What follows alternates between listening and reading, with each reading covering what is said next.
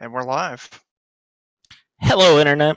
I'm StevenTheDM, and this is part 2 of Stranger Things Starter Set. Let's go around and introduce each other from the top. Bert? Sure, I am Bert, host of Steam, Steal, and Murder, the podcast that I am playing. It's a good question. Will the Nearly Wise be wizard for this game?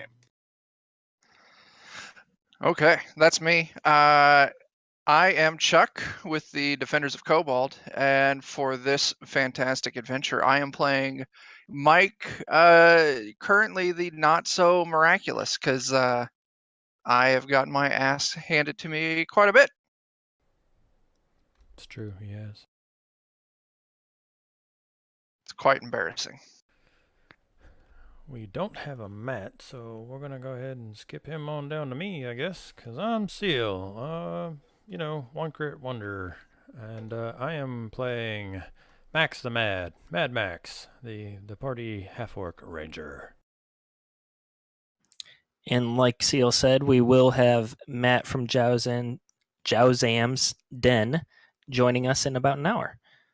And last we left off, you heroes made your way through a cavern full of troglodytes into a labyrinth populated by one crazy knight, and then managed to make your way into the Upside Down. You are now currently in the middle of a dark wood. Ash falls from the sky. It's desolate. The only noise you hear is the cold wind that's constantly blowing. It's freezing cold. Like the air is ready to turn into a blizzard at a moment's notice, and yet there's no precipitation. What are you guys doing? That doesn't count as precipitation. That's not water. So is the ash like sticking, like snowfall? Like, is there ash on the ground, or is it just flecks in the air? Mostly in the air. There's a bit on the ground, but for the most part, it's not staying there. Even so, is there any sign that where we've whomped into existence, there's foot traffic having been? Like, are we the first person, or does it seem like anyone that comes out of the maze gets sent here? You do see tracks that look very much like the Thistle Hydra. So we stepped through like a glowing door out of the maze here, right? The door is no longer there. You are in the Upside Down. That was the gist of my questioning there. So the Thistle Hydra tracks also just whomp into existence where we're at. Correct. Okay, well, Max is going to simply point out, well, looks like we picked the trail back up easily enough. On to slaying this thing, eh? And I'm going to start following the tracks. Give me a survival check. 8. The tracks are easy enough to see, but they end up being impossible to follow. They come and go. Sometimes they loop back on themselves. None of it makes any sense. You can't tell whether these are old tracks, whether they're new tracks. You can't tell which direction they're going. The ash occasionally falls down and messes up the tracks, and you soon lose the trail. Question. We seem to be in a new dimension here. I want to make sure that my magic still works. So I had a spell up, the armor spell. Does it seem to still be in place? It does. I will take that as a good sign. And I believe you still have like 6 hours left on that. Yeah. Well, that was quite a jarring change of scenery. Max is going to kind of scratch her head and like spin in a slow circle trying to figure out which way the tracks are supposed to be going, and kind of frustratedly sigh and say, guys, I think we're lost. That is certainly bad news. You do see the tracks, though, correct? Yeah, and she kind of points at the ground. They go everywhere. Like, I don't know if the thing was wandering around looking for something, or if it just travels through here so often, but I don't know.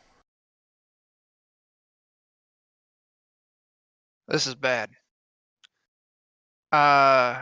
We could just pick a pair of tracks and wander aimlessly.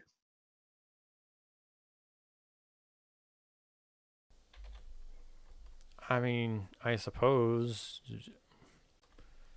as long as we're heading the same direction it did and we're not heading backwards, I guess that would work. Or the other option would be is if this thing comes through here that frequently, we could try and lay low and set up an ambush and capture it or slay it if it comes through again. But I'm worried that won't get us any closer to leaving this place.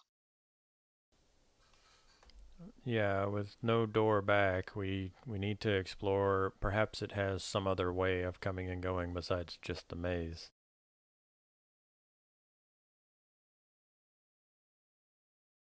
We could hope so. Does the wizard have any take on this?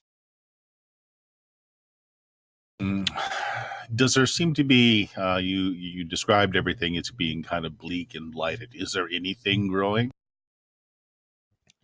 You're in like a perverted version of a forest. There are trees, but they're covered in moss. Sorry, I got sirens coming and going. There is minor shrubbery, but it's all dead and lifeless. It's just the upside down version of a forest. Sure. Does there seem to be a horizon, like a sun or a moon? It's very dark, and looking up at the sky, you cannot see anything. It's just pitch black. However, there is a gloom about things, so you can still see somewhat ahead of you. Okay. Well, that is going to make traveling problematic. We have no real way of navigation. I say, pointing at the sky. Can anyone see a sun, a moon, a star, something to navigate? Not a thing. No, I can't either. The only hope we would have is maybe scoring the trees as we go by and hopes that we can at least catch ourselves if we go in a circle. So your magic still seems to work. I want to try something. Would you be so kind? And Max is going to look around for a rock or something that light could be cast upon, and if not, then I'll just pull out a torch and ask for light to be cast on the torch. Yeah, there are rocks and things like that about. Okay, I want a rock that I could theoretically close my hand around if I wanted to turn the light off. And I'm going to get light cast on that and see if it actually lights up this weird upside down. I'll cast light on that. Does my divine magic still work here? Your magic does still work, and light is emanating from the rock. However, it does not seem to increase your vision at all. It's weird, guys. It's like some kind of perpetual twilight.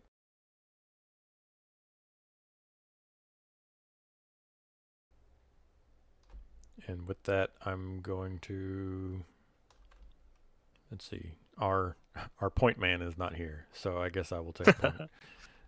Assuming that Lucas and Max are simultaneously leading us down my failed attempts at finding a trail. Well, I thought Mike was the point man. Wasn't he just wandering into everything? Yeah, I definitely was.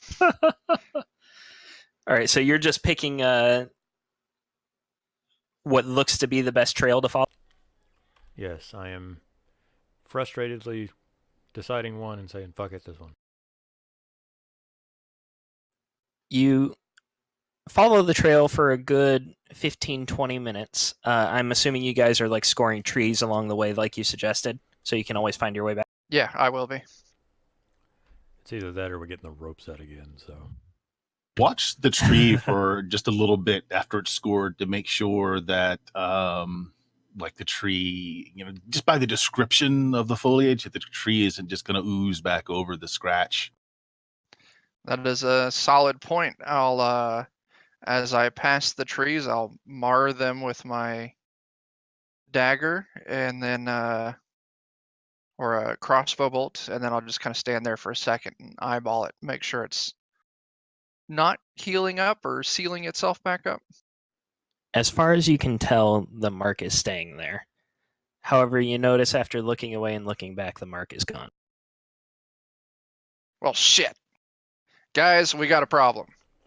Mm-hmm. The mark stayed there as long as I looked at it. As soon as I looked away from it, mark was gone. Well, there are stones laying around. We've already figured that out. Can we make a small pile of stones? And then look away and see look if back. something doesn't happen. Yeah, and see if something doesn't happen to that. Let's figure out the rules of this universe. So you quickly make a small pile of stones. It's not too hard. And you spend what feels like an extremely long time waiting for them to move away, and they do. You said they don't? They do not move away. Everyone eyes off the stone? Yeah, I would look away or move around the other side of a tree, so... We all stare up into the sky for a moment like the front of a band album cover, and then we look back down. You look up and see nothing, and you look down and see a pile of stones. I'm going to arrange the pile of stones in the crudest arrow that I can, pointing the direction we are heading. You make a dick shape pointed the way you are headed.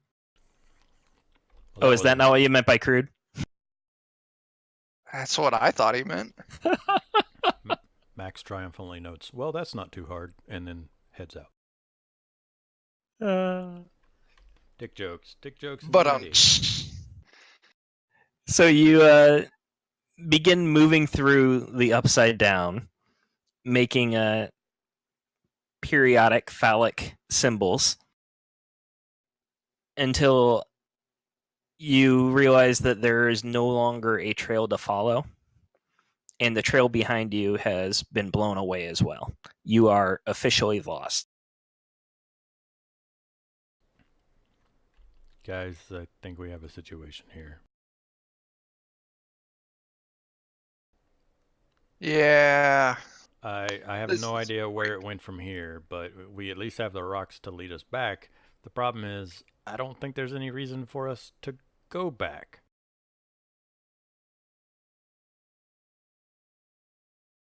Yeah, I would agree with that. Everyone give me a perception roll.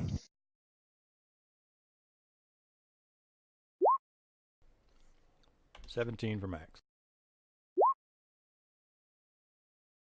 11 for Mike.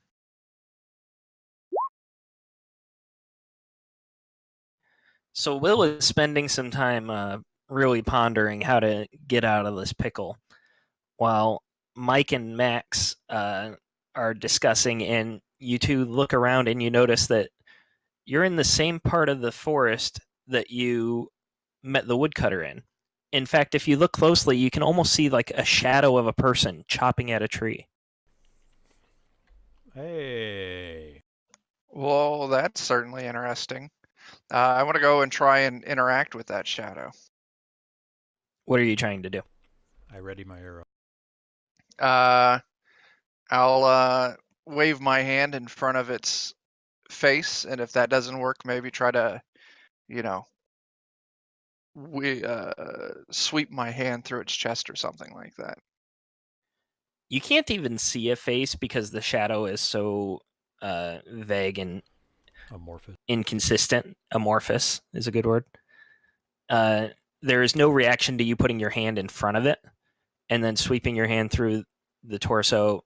It wisps away like a bit of smoke, and it is no longer there. Well, shit, I broke the shadow, guys. This is why we can't have nice things. Yeah, I'm sorry about that. So, do you think it's worth following the trail back into the caves of the Upside Down?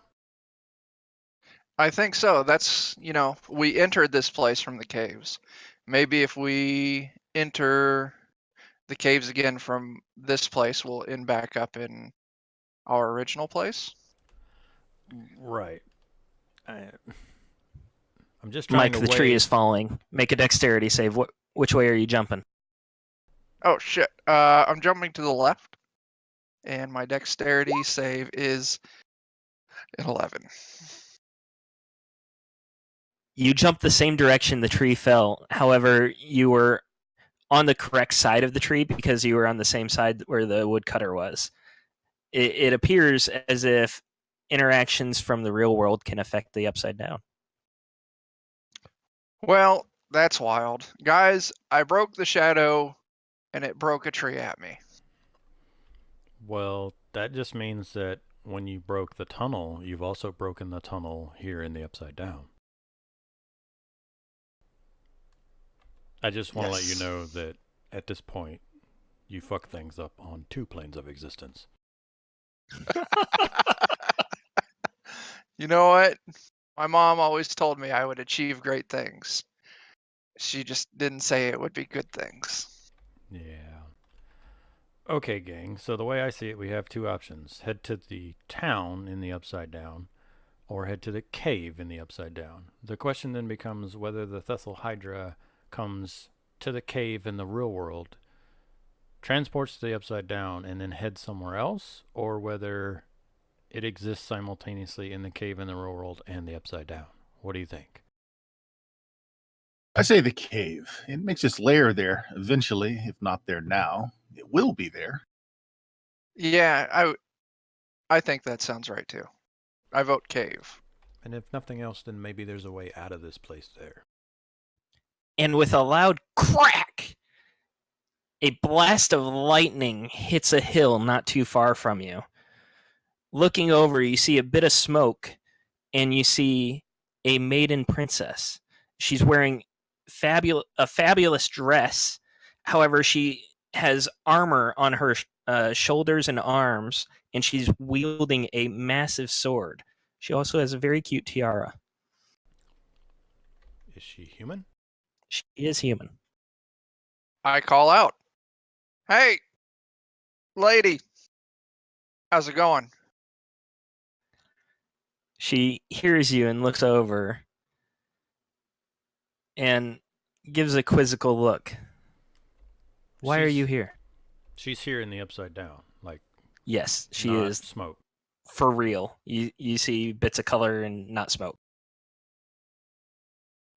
We're hunting the Thistle Hydra, and I think we took a wrong turn in the caves. So that's why we're here. Why are you here? I'm on a quest that is of none of your concern. Well, that's rude. I told you our quest.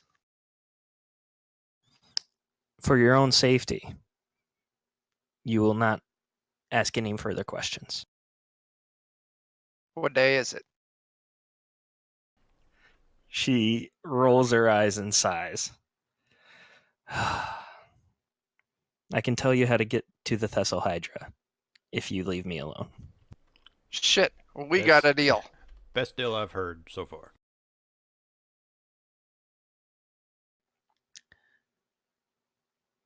She points a ways behind her and says, "There is a cave near the mountains, and outside the cave grows very large flowers. If you pour the blood of a monstrosity on those flowers, you'll return home."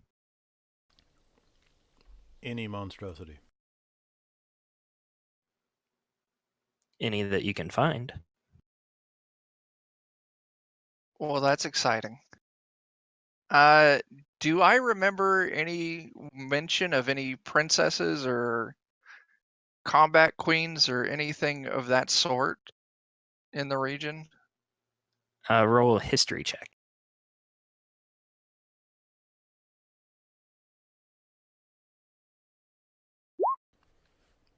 5? 5. I did a great job. Aside from like the standard folklore-esque tales of warrior princesses and combat queens, you have not heard of any specific to the area. Now, Okay. you told us how to get home, but you were a little vague on the actual location of the Thistle Hydra. Is it here in the Upside Down? The Thistle Hydra uses the same flowers to return to its lair. I wonder what it considers a monstrosity. A monstrosity is a type of creature. No different than an amphibian or a mammal. Yes, he's just saying that, these sorts of things could be relative, I think. I think that's what he's saying.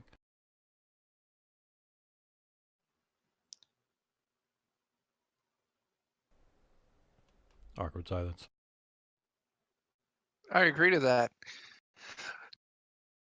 Just because it's a monstrosity to us doesn't mean that its own children are a monstrosity to it. I do not wish to pursue this argument of semantics. It's all I have. All right, well, lady, you have fun on your weird lightning quest. And we're gonna go kill the Thistle Hydra. Love your hair. Good luck.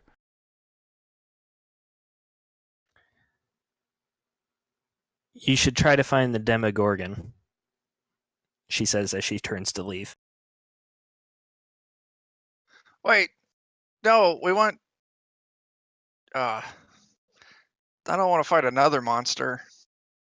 That sounds like a monster. It does sound pretty intense. The demogorgon is a monstrosity. You will need its blood, as the Thistle Hydra is not here. All right. Fare thee well. But where is the... Oh, right. No more questions. Okay. Yeah. Do I know what a demogorgon is as a ranger who hunts monstrosities? Nature check. Guys, don't worry. I have all of the skills. 8. I've rolled nothing but 2 8s and a 17 so far. It's pretty great. Yeah, it's You pretty great. have never once encountered a demogorgon. You have always heard of it being a mythical creature. The myths just say that it is attracted to blood and it will eat knights that are wounded after a battle. Well, unfortunately, I think we need to go with the knight. I will relay to the group. So, demogorgons, they're on the level of unicorns and other, fictitious, out there mythical monsters. This one apparently likes blood, but I don't really like the idea of just cutting myself and sitting here and waiting, so let's do a little hunting and see if we can see any signs. I think that sounds like a plan to me. Do we want to head in the direction of the caves? Or see if maybe we can find these flowers before we encounter it? Yeah, let's head towards the cave. Maybe there's something here in the Upside Down that we could use to either get the Demogorgon's attention, or maybe we don't need the Demogorgon after all. I don't know if shadow trogs count as a monstrosity, but who knows? We could simply look for the flowers on the way as well. It's true. Yeah. Just so you guys know, the cave that she was pointing to is not the cave that you entered. It sounded like that, yeah. I'm sorry, I should have clarified. She was pointing a different direction. Yeah, we're heading towards the cave she pointed to, not the cave we were in. My comment about trogs was based on the fact that Faux Cleric 9000 mentioned there being multiple caves of trogs. Gotcha. I miss him. I wonder what would happen if we ran into the shadowy version of him. I'm sure Mike would just run his hand through him and he'd disappear. There's a strong chance of that, yeah. Getting Patrick Swayze vibes over here. Yeah. Well, luckily, if we did find him, we would have discovered a way for him to be even more shady. Yes, we would. To the cave. To the cave. Max, make another survival check for me. It's going to be a 12, guys. 5. You managed to make your way to the cave fairly easily. It was exactly where she pointed. However, you were not able to pick up a trail of any sort of creatures in the wood. Are there flowers outside of the cave? There are. They're very large flowers with purple petals. They're large enough that you could actually step on one. Like stand on one. Like on the flower itself? Yes. So we stand on the flower, And dribble then some put monster blood on it, and then go home. Okay. Do we want to investigate the cave while we're here? Might as well. No use on having to accidentally backtrack later on. Since my light rock doesn't really work, I'm going to pocket it and get my bow and arrow ready. I'm going to enter the cave and see if the strange lightness continues in places that should be dark. Or if it's actually dark in here. It does. The twilight continues even in the cavern. There's no real source of the light. You still have your light rock, but it doesn't seem to be offering much other than lighting up your person. Entering the cave, it goes about 30 foot before it takes a left turn.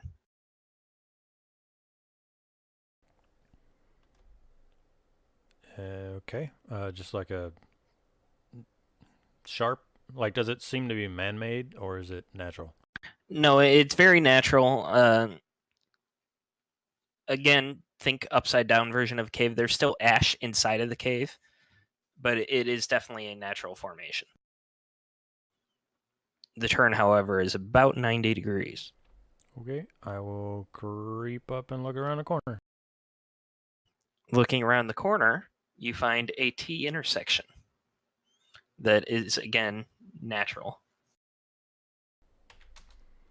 I will I'll wave to get the group to move forward, and I'm gonna head up to the T intersection, and I'm gonna, I am keeping an eye out for danger, both in terms of like trap and like signs of something having lived here. Perception check. Hang on. Before you do that, I was gonna cast guidance on him. Yeah, he can add that.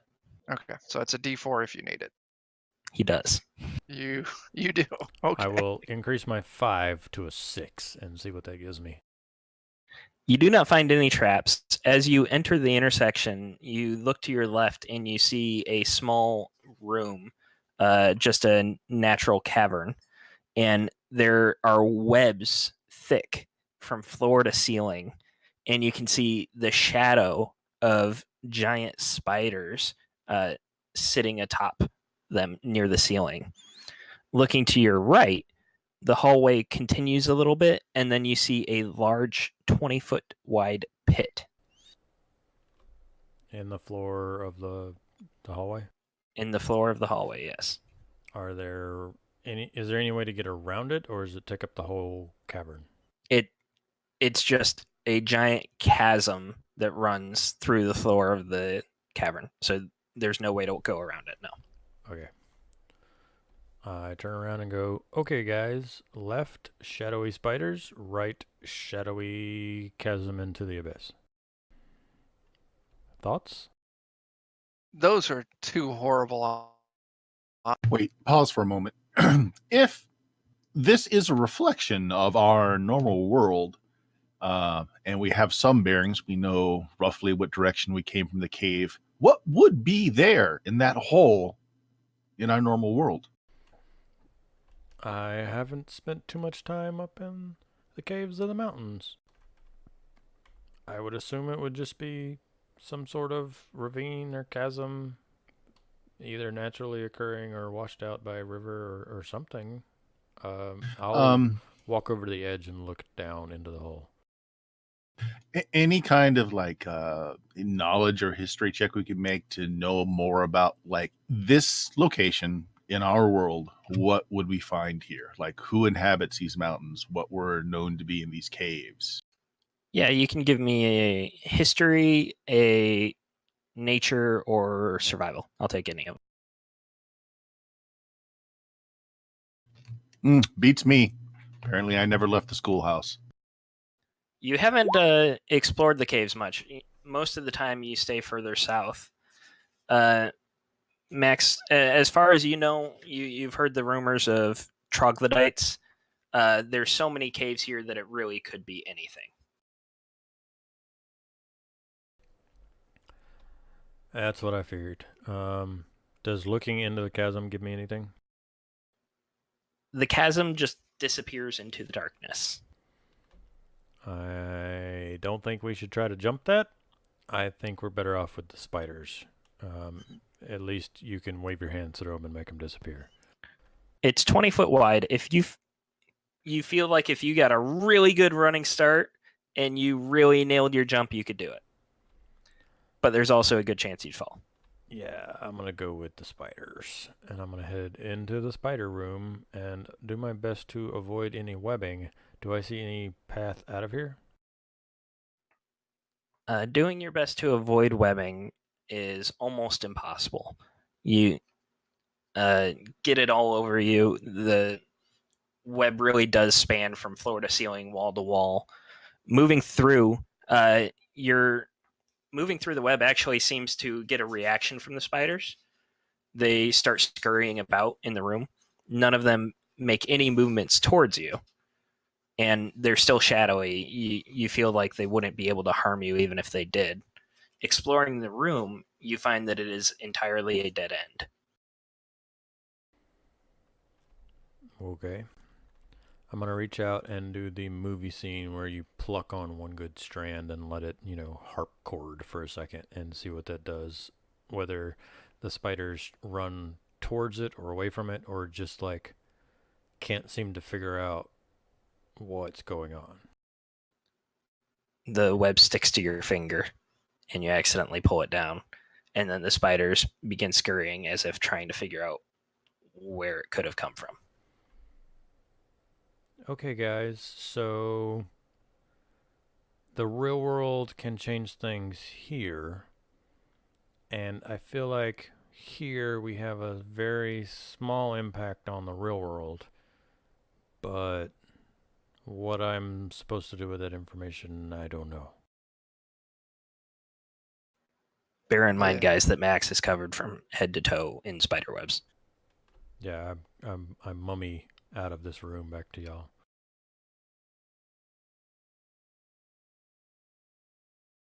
Okay. That's really gross. You should not touch me. Second. Don't you have some sort of spell to clean this up? No. No, I don't. I start pulling spiderweb off my sleeves. It sticks to your hands. I rub my hands on the cave wall. Your hand sticks to the cave wall. And then you yank it free.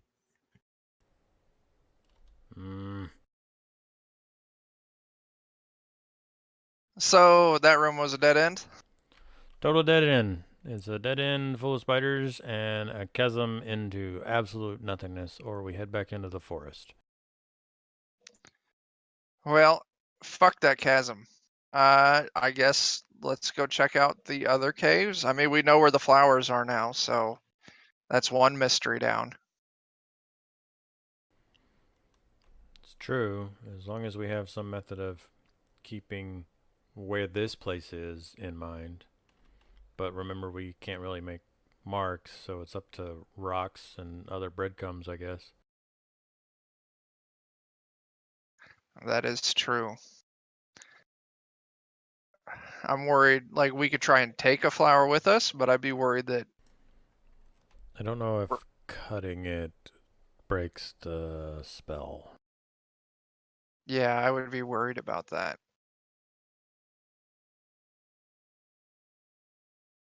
I don't know. I don't want to tread water here. I think keeping moving is probably important in this place.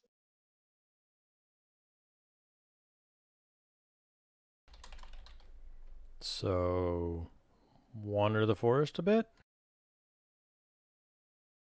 Yeah, in the general direction of the other caves.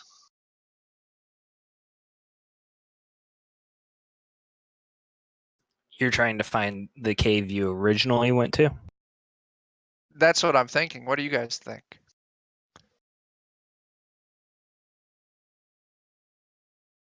I think so as well. I mean,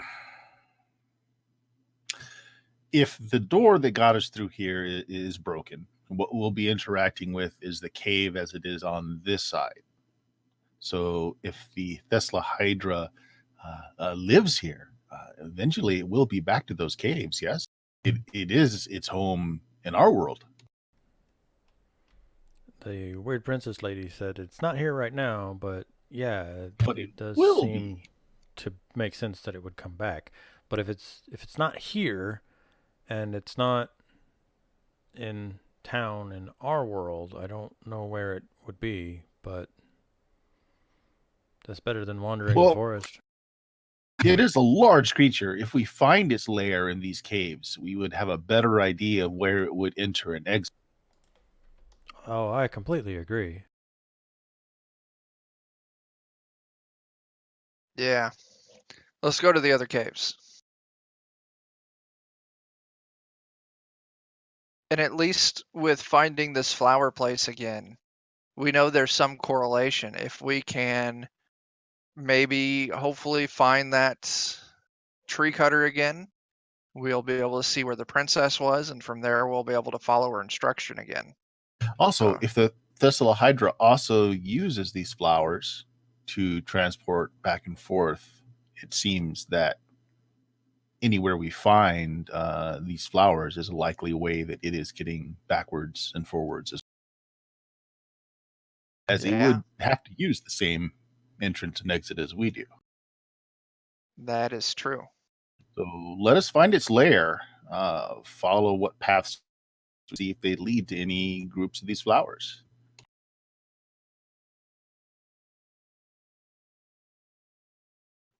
So the group of you moves out of the cavern, and you begin trying to orient yourselves to find the previous cave. Someone give me a survival check. 23. Ooh. Oh, damn. Max, you know exactly where it was that you came from, and you even know that you can take a shortcut to get there. You're so confident. And miraculously, on your way there, you come across some tracks that seem to be of interest.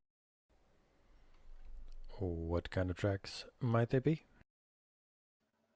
Bipedal with 2 clawed toes. Do It I know appears to be a if very large creature. You have not seen these types of tracks before. from the rumors and folklore of the demogorgon, do I know that it's bipedal? You wouldn't really know. Okay. Regardless, I'm gonna The point out tracks do that look fresh, though. guys, something's here. Fresh tracks, large, 2 feet, wicked claws. I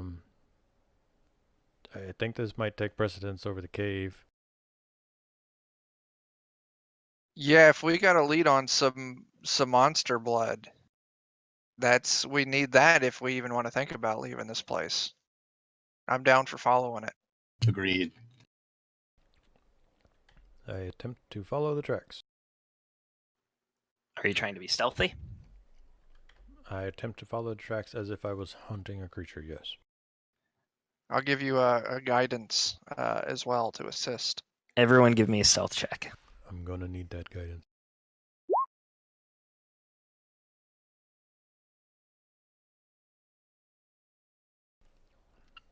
I want to be ahead of the group a little bit, especially the armored individuals. Yeah, I didn't roll as great. Max, you are a bit ahead of the group, and you soon come across this large, gangly creature. It almost looks like an emaciated human, but then you see it lift its head up, and it has no face. It's just like a flower bulb for a head, and it twitches around as if it gets a scent of something, and then it opens up its head into 5 petals that are full of teeth, and its entire face is just this maw, a mouth, and it lets out this terrifying screech, and it turns your direction. Everyone is going to roll for initiative. Okie dokie. Don't forget I gave you tokens, guys.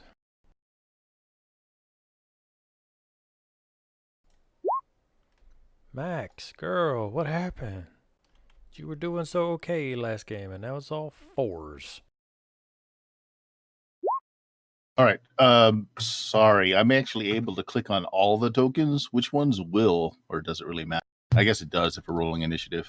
Yeah, The second one from the left is will. Yeah. the wizard-looking one. Yeah. Sorry. Okay. I don't have the ability to, like, name them or anything, so I just went with things that looked like things.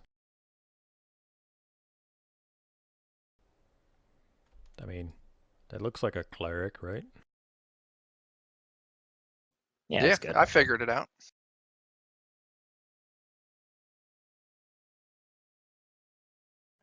Mike the Miraculous, you are going first. This creature is obviously aware of your presence. You're probably 60 foot away. Okay, I want to move up maybe 20 feet, just a little bit in front of Max. I want to get my shield up, and then I also want to cast Sacred Flame at it.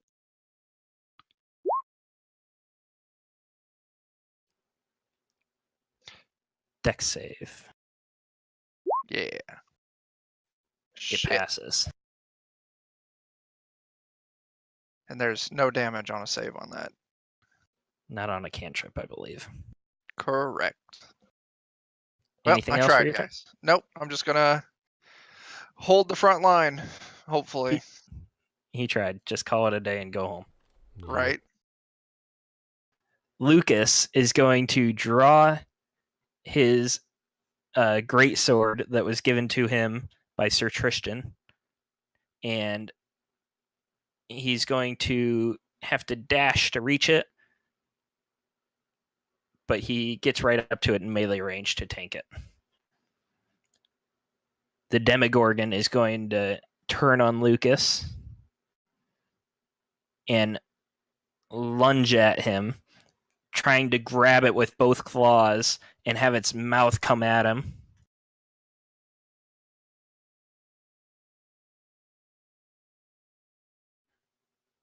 Lucas manages to parry both of the claws, but can't block the bite.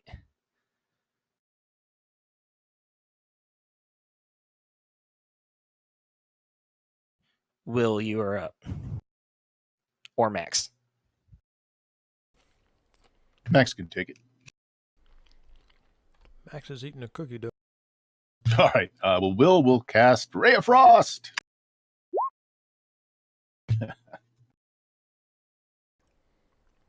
That is a miss. It's a little hazy. It's dark out. You can't quite get a good line of sight with Lucas in the way. Sorry, I'm trying to figure out if Hunter's Mark is a bonus action. It is. I'm going to cast Hunter's Mark. Go ahead. Will, did you have anything else you wanted to do after Ray of Frost? I don't have any bonus actions, so no. Did you want to move closer or just stay put? Oh no. You Okay. could come and hide behind me. All right, Seal, you're up. I'm going to scooch over next to my good clerical friend, cast Hunter's Mark on it, which unfortunately didn't link the thing. Shoot with my longbow, and then I'll link what Hunter's Mark does for you. Doesn't matter, I missed. It's all 8s today, guys. You got that one nat 20, but that's all you got. Yep. That brings us back to Mike. I'm going to move maybe 10 feet closer to it. Not wanting to get super close, but wanting to be close enough to maybe support Lucas if I need to. And then I'm just going to Sacred Flame at it again. I'm really holding out that if it fails this save, a little radiant damage will do some good. It's so distracted by Lucas that it doesn't even see the Sacred Flame coming. And you manage to get some holy burn on it. Nice. And then I hunker down for the end of my turn.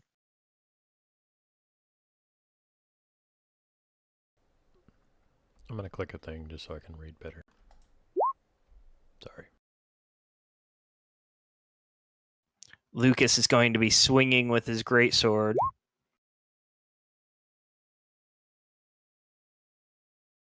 As the sword swings through the air, it begins to hum, and a faint glow happens as it cuts through the demogorgon's flesh. Ends up doing 14 slashing. Well, that's nice. The demogorgon is not pleased. Takes out all its anger on Lucas for 16 damage. Lucas is down to 1 hit point, guys. Well, that's bad. Will, you're up. Okay, I will try another Ray of Frost, moving so I can get just a little better vision line. Oh, there we go! Critical hit. Nice. You get a nice solid hit, and the demogorgon's flesh begins to freeze up and crack. Anything else on your turn? Other than just keeping my distance. Max. The wife has decided to take a bath upstairs. I'm sorry if y'all can hear that. It's not bad. Okay. Does the 13 hit? It does not. I would like to move the... You said Lucas had to dash, so I'm going to move half the distance. I can't get to him this turn, but... I'm going to be halfway between the clump and the dying friend. Got it. So you're about 30 feet away. Yep. Mike, your turn again. Okay. What's the distance between me and Lucas? 60 feet. Even with the 30 feet I've moved forward since combat started? Oh, I'm sorry. I didn't realize you moved. Yeah. 30 feet away. Okay. I want to move up. I believe my movement is 30. Okay. 35. Okay. I want to move up right next to Lucas. Right behind Lucas. And then I want to cast Cure Wounds on Lucas. He is eternally thankful. 9 HP. I have 1 spell slot remaining. And then You can see his wounds stitch up and the flesh grow back as your radiant healing energy courses through his veins. Very nice. And then with that, I stay where I am and end my turn. Lucas swings with the greatsword yet again. Easily hitting, doing 15 damage.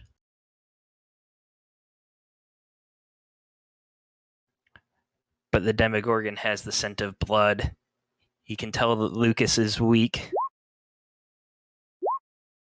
He has advantage on these attacks, so that is a crit. Crap. And Lucas falls down to the ground unconscious. And with his body out of the way, Mike, you see that the Demogorgon's wounds have actually begun to stitch themselves up as well. Well, that's bad. Will, you are up. Wow. Okay. I am going to get a bit closer as it looks like things are falling apart here, and I'm going to, as I'm closing in, do another freezing spell here.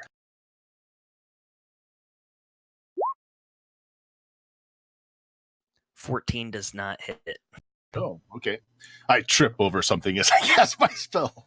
It was so close, but the Demogorgon just moved at the last second.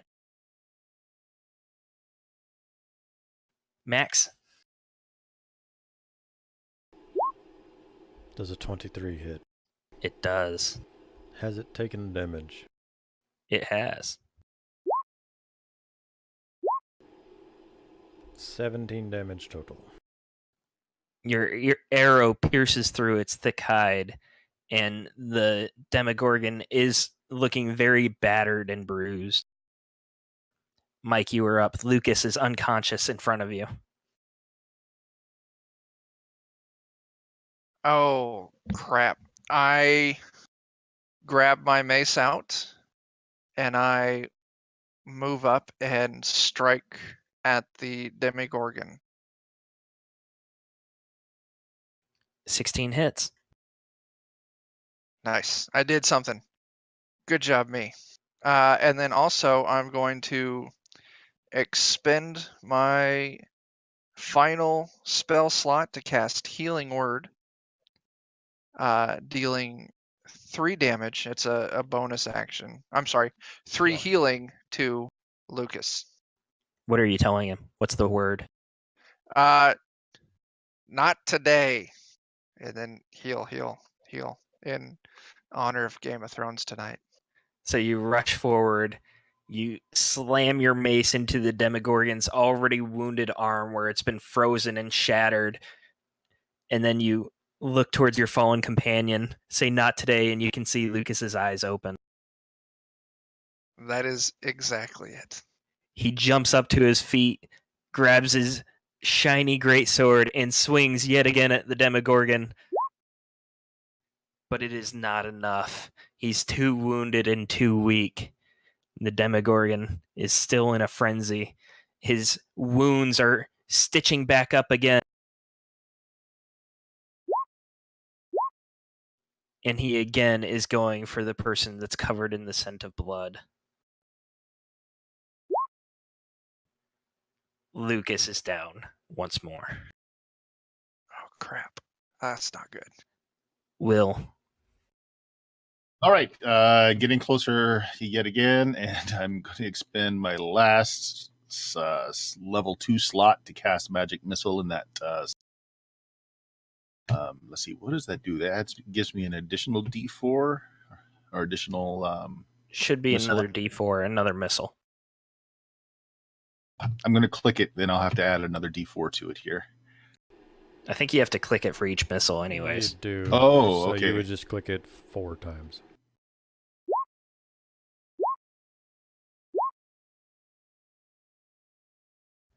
$14 points. The Demogorgon is hammered by your magical barrage. Anything else on your turn? As I said, other than getting closer, I'm still trying to. I don't want to get within its melee range, but I'm trying to get closer. So if I have to drag somebody away, that I'll be able to. So you're probably about 30 feet away if this is the first turn you're moving closer. No, I moved Max closer last turn too. Okay, so this turn you can be about 10 feet away, and you can easily pick someone up if you need to. Okay. And Max, I know you've moved closer as well. Yep. Currently, the tokens are indicative of 5 foot, so Mike is up on it. I'm behind Mike, but to the side so I can shoot, and Will can have caught up to me or be a step behind me. His choice. Probably a step behind. I'm still Okay. very cognizant that I'm a squishy magic user. Okie dokie. I'm gonna staying near where Lucas is down. Try to shoot across Lucas at this thing that's wailing into him. Nope. 11 misses. It's too hard to get a good shot between it moving and the twilight messing with your vision. You're not using your normal vision. You're not using dark vision. Oh, you don't even have dark vision. Never mind. Anything else on your turn? Nope. Mike. Bring us home, Mike. All right. He's looking beat.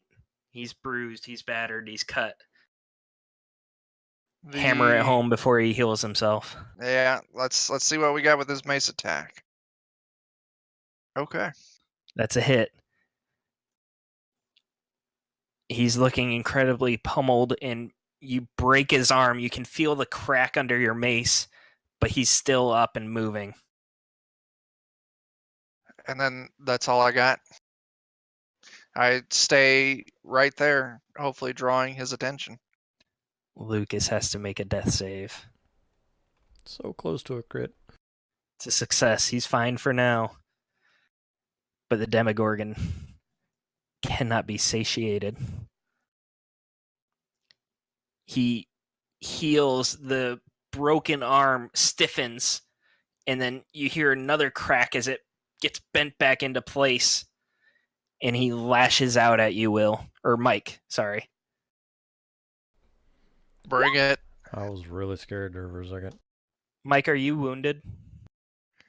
Do you have full HP? I have full HP. Okay, it does not get advantage then. Does a 15 hit you? No, 19's my score. So it only does 11 piercing. You manage to block the claws, but the bite digs in. Will, you are up. Okay, I'm going to throw Magic Missile again, but at its normal level. You got this. So 13 points of damage.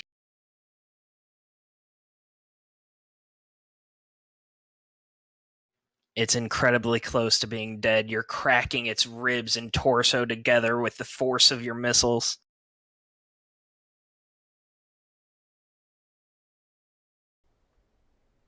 A way to put the pressure on me, who hasn't rolled good at all. Also, hi, Maverick. Sorry. 13 does not hit. Sorry, guys. Your dice have not been with you tonight. I have a +6 and can't roll higher than a damn 8. Mike, if you get a solid hit, you'll finish it.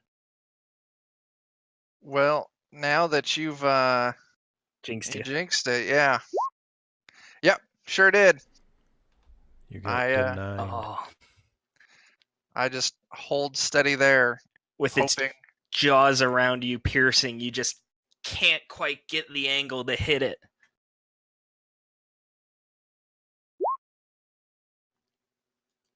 Lucas is looking good, though. However, the Demogorgon's ribs begin popping back into place, repairing itself after the magic missile. And it goes after Mike again, who is wounded this time. You said 19 to hit? 19, just that crit. 18 slashing damage as a claw gouges at you. I'm down.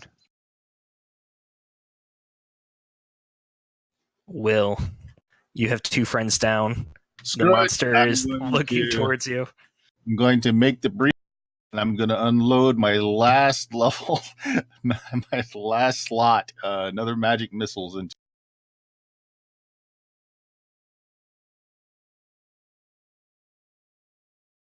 Nine points.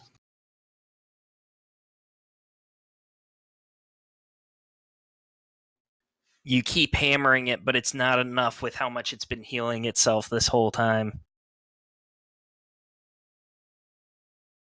Max.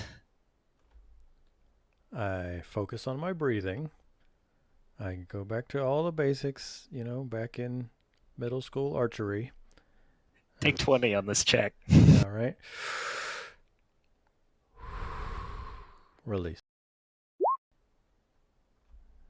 Nope, 14, which I believe we have Not noted enough. don't hit.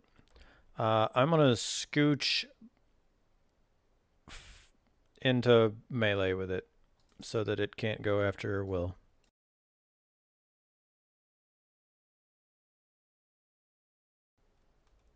Guys, this might be a TPK.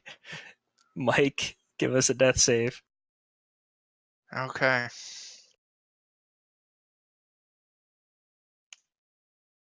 Ooh. All right. One step closer to not dying.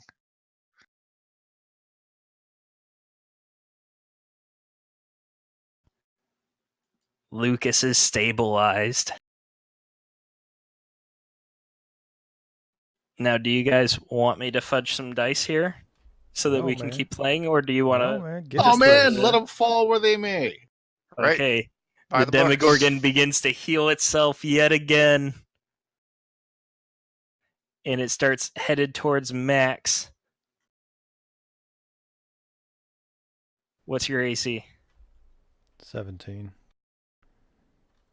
Are you wounded? The first one hits me and then wounds me, if that matters. So we'll be wounded for the second two.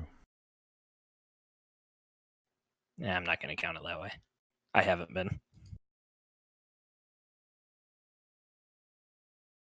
Oh, I'm sorry. Not the second one. So the first one hits you for 7 piercing.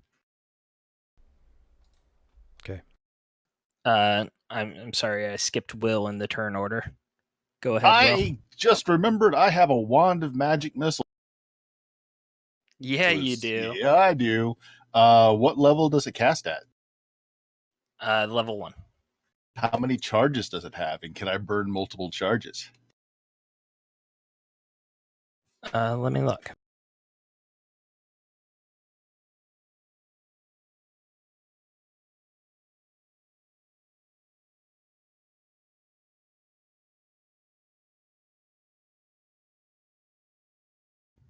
The book does not say how many charges it has. Because I'm wondering if I can just blow off all the charges in one barrage. Roll a d4. All right.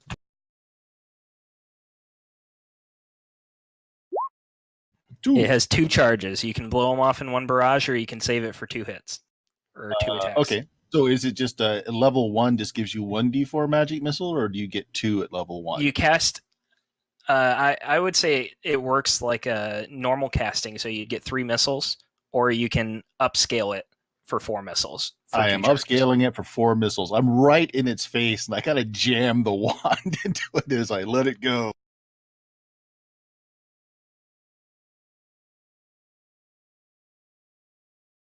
$13 points. Again, you have crushed its rib cage once more. It's struggling to breathe. Max, you can pick up the sword. Just drop your bow and pick up the sword. That'd be your free interaction. I do that. I drop the bow, I pick up the sword, and I give it the... The great sword? Yeah, the +1. Are you proficient with it? I'm a Ranger should be proficient with everything. Martial weapons and simple Shouldn't weapons. you have dark vision too? Oh. The character sheet you gave me says martial and simple weapons, so... Then you're good. It is currently functioning as a +4 greatsword. Oh, so not a +1. So I'm too lazy to drag another sword to my sheet, so just add what I've you been need to add. doing +1 and adding 3 to his attacks too. 15? And you needed that extra 3, the 15 hits. I still get Colossus How do you Slayer? want to kill it? with all of my dice on the table first. Yeah, suck on all that. Nice. This is the You could have done that towards the beginning of the fight. It would have helped you out a little bit more. I mean, yes. This is the most awkward, have you seen the Assassin's Creed trailer where the guy kills the guy with the bow on his foot? Well, I drop my bow and grab for the sword as it lunges at me, and it's a, knee-jerk defensive-ish swing that, finally catches him as I fall back on my ass and land in the ash next to my two friends. And I'm going to immediately roll over and tap Lucas with a healing spell, because I don't know that he's stabilized. So, the most clumsily, terribly executed swing that's just good enough to get this thing when it thought I was being finished off, and then scramble through the ash to boop Lucas back to life.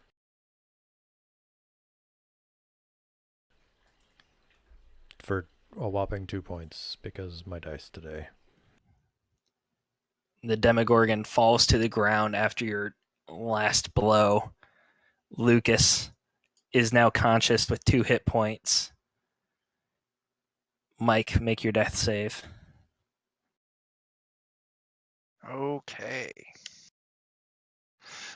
Okay, that's a success. I'll take it.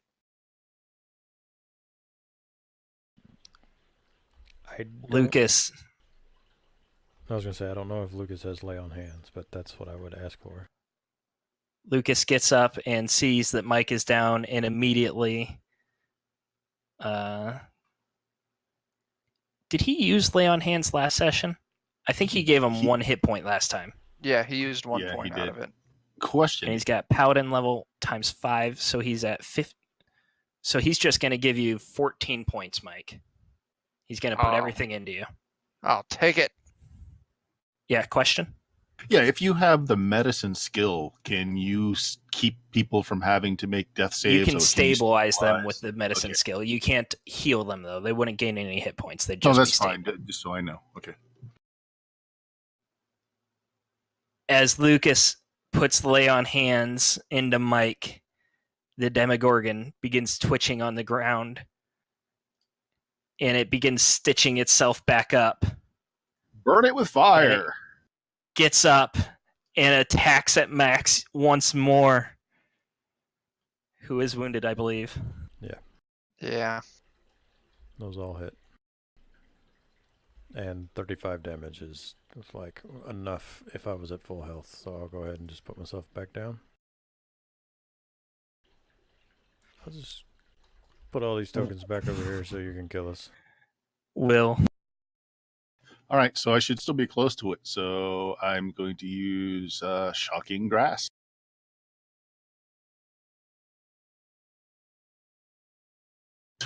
That Nice does hit. but a measly 2 points of damage. Is that all you got? I got nothing else. All right. Max, make a death save. 16. Passes. Mike, you're up. The demogorgon is over Max's body. Okay. I do not believe, I don't remember if I've used my channel divinity. don't But, think you know, you did. Some skeletons around a corner one time. Oh, yeah, you did turn undead. oh shit. All right, well then I am not going to use my. I am going to smash this fucking thing in the face with my mace. I am not going to smash this thing in the face with my mace. The adrenaline rush from just waking up from the brink of death. You swing at it instinctively, but it's just too wild. You can't connect. Yeah, that's exciting. Lucas is going to grab his greatsword back from Max and swing at this creature. The demogorgon is down yet again. All right, burn it this time. I sacred flame the shit out of it. Technically, we're in combat, but I'm going to let you... Oh, actually, Radiant wouldn't matter. You need to do fire damage to it. Out of shit. character. Okay, I don't have fire. Someone burn it.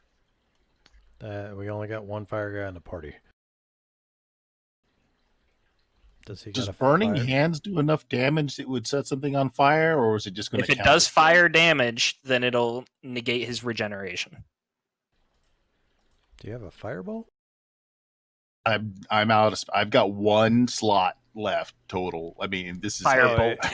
It would have been a cantrip, but the wizard does not have that sheet or have that cantrip. That's nice.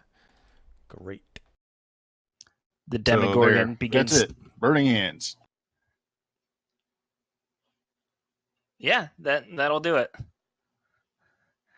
The demogorgon begins twitching, but the flames burn faster than it can heal, and the body is smoldering and smoking, and it's this horrible, horrible stench.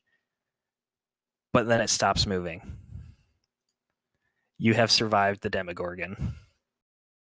Holy shit. All right, Well, if Max anyone hasn't. looks like they're dying or not moving, I'm going to try and do some medicine to keep people from bleeding out. If Did I just I get here can- for the end of the adventure? No, you almost died though. Yes, you did. I That's can fair. assist in that. I'm also skilled in medicine. All right, so Bert, make a medicine with advantage because you're being helped. there we go. Matt, to fill you in, you have just slain the demogorgon. You are still looking for the Thistle Hydra. The demogorgon was a tough fight, and you almost all died. Okay. Sounds fair. Max, you are stabilized. Roll to see how many hours before you are conscious. Roll of what? Isn't it a 1d6 minus con, I want to say? I don't remember. Don't remember. Can I just have Yeah. the paladin give me a boop? He used all his lay on hands on Mike. I put yeah, he everything juiced into up it. Yeah. Mike, yeah. Yeah, Jowzam, I used all your healing too. Okay.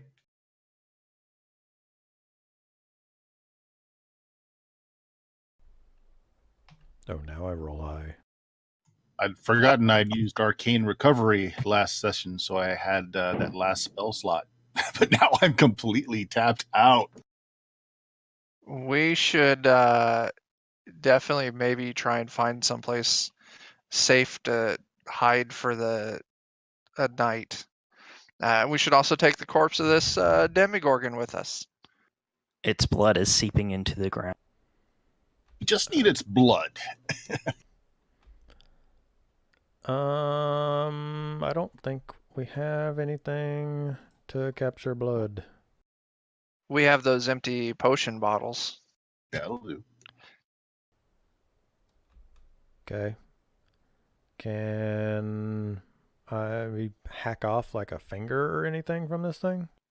You're still sleeping. You got 4 hours. Oh yeah. I'll fill up my jar, and then I'll hack off some fingers and try and use a bit of cloth to tourniquet them to keep that precious monster juice inside. You managed to fill up a whole potion bottle with the monster blood. It's a messy process, but it's not too difficult. And Lucas the Loyal, who seems to have been in a stupor most of the adventure, finally comes to and realizes that he's been fighting the demogorgon. Huh? What? What happened? We got our asses kicked. Oh, at least you're all alive. For now, yeah, that is accurate. We should find a place to rest. I agree wholeheartedly.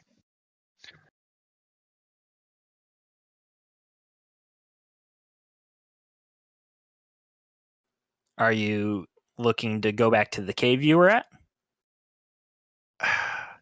As much as I hate shadow spiders, I think that's the safest place that I know of. If we can find our way back. You didn't get too far before you found the tracks, so it's not too hard to find your way back. I'm assuming you're carrying Max with you. You're not just leaving her. Yeah. No, we'll carry Max. Yeah. Yeah. It only takes you about a half hour to get back to the cave. You're going a little bit slower because of the orc. Yeah. Let's hunker down. I can take first shift. I will take last shift. How long are you planning on resting for? Like a long rest? Oh, yeah. Oh, yeah. Yeah. We need it. Very much so. All right, so go ahead and roll a perception check for first shift. That's me. Ooh, I did a good job. You always do a good job. Everyone else is sleeping you missed soundly. that combat. I don't want to hear it. Everyone is sleeping soundly. The upside down is eerily quiet. It's hard for you to even focus on what could be coming because you're so distracted by not being able to sense anything. But your shift passes uneventfully. Okay. I rouse the next person and then promptly pass the fuck out.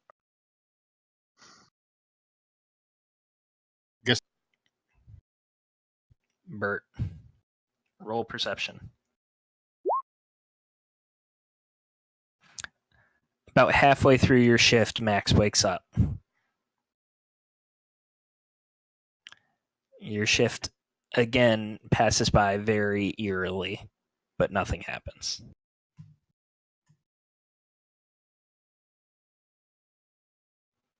And I'm assuming we're breaking the night up into 3 shifts then, instead of 4, since Max was out. Yeah. I think so. And I'll All get right. up the last person for the last shift.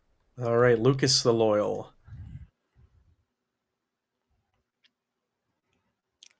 You're feeling a bit more rested because it's towards the end of the shift. You're a lot more alert. There is nothing visible in the distance in the forest or further on in the cave. Your shift passes uneventfully. However, it appears as if your wounds have not healed. None of you are able to spend hit dice. Max, you are up with 1 hit point, and that is all you have. Do we recover spell slots and abilities? You do. Okay. Who is all injured? Well, I'm sorry. We're resting. I'll stop cutting in. My bad. No, we're done resting. We're at the end of the rest. I think everybody's injured, no? I don't know. I'm down to 2 hit points. I got the 14 that you healed me. Max has 1. Will, you turned out pretty good, right? Yeah, I wasn't damaged at all during that. Okay. I guess I'm healing myself. Yeah, why don't you... Well, I'll just burn up my channel divinity.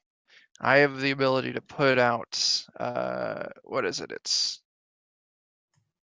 15. We're level what? 3? I can do Yeah. 15 points divided how I want. So I'll give you 7 and max the rest. Eesh. Okay.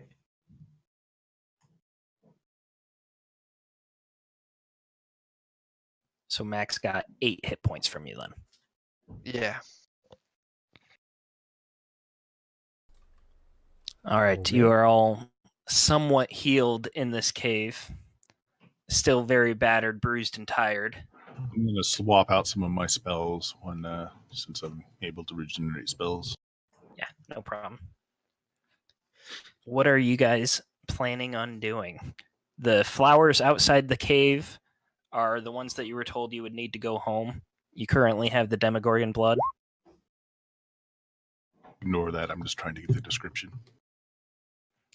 Click on the gear. It'll open up the spell description for you. Thanks. I'm going to lay on hands myself to get back up to full hit points. And how many does Max need to get up higher or to full? I have 9 of 28. Um, It's fine. I can give you 7 more hit points, and that's all my lay on hands in. I would rather you use them for waking people up in combat. I have cure wounds also. I'm saving those. It's your call. I've got a bunch of healing spots as well, but I was going to save those for future combat. How about the pair of you, and Max motions to Mike and Lucas. How about the pair of you just don't go down in the future so that I don't have to run forward and finish the fights for you. And I'll just hang out. Hey, really now. far away. You know, sadly, that's been my plan so far. One of these times I'll figure out how to execute. Okay, well, let's just stick with that. But what's our plan here? Do we go home? Do we look for this Thistle Hydra here? Should we use the flowers? When we talked to the princess, did she say the demogorgon or a demogorgon? She said the demogorgon. Demogorgon.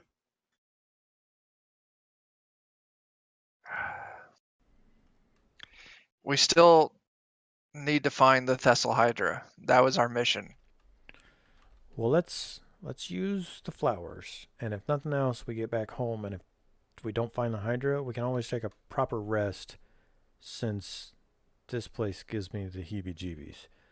And so we'll go back to the cave, and if we're back where we started, then we're back where we started. But so be it. Anything beats this place. Okay. I'll go with that.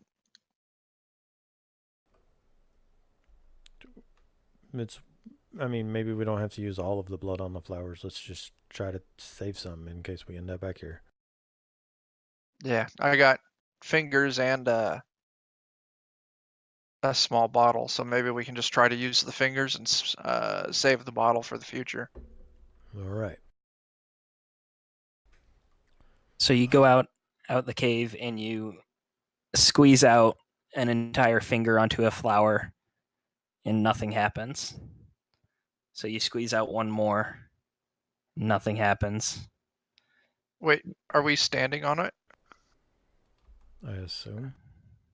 If you want to. Are you standing on it? Yeah, I would have stood on.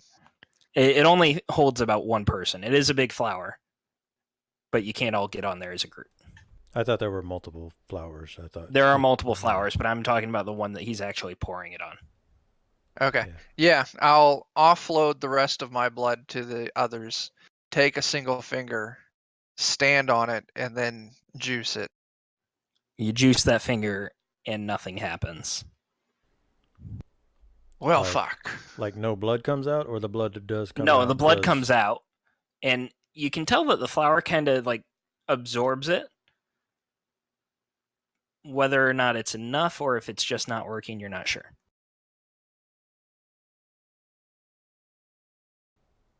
Well, Do you think she lied to us, guys?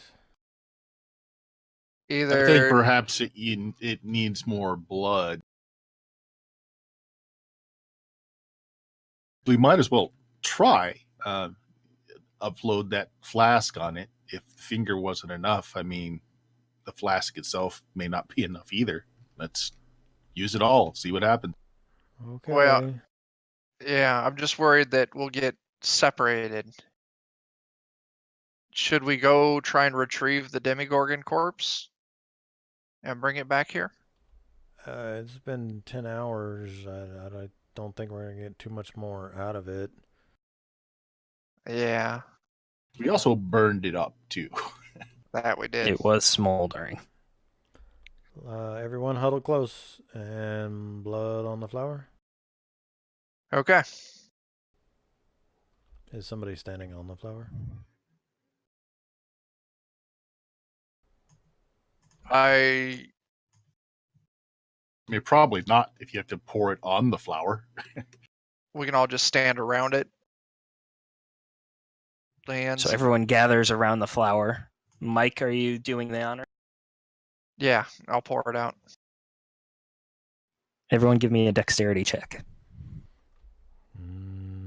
Check, not save, right? Save, sorry. Okay.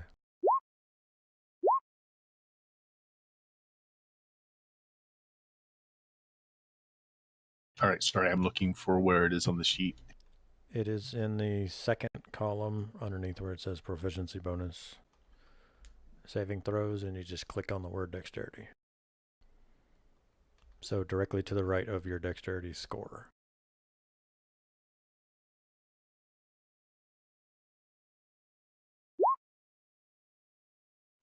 Well, that's the big fat fail.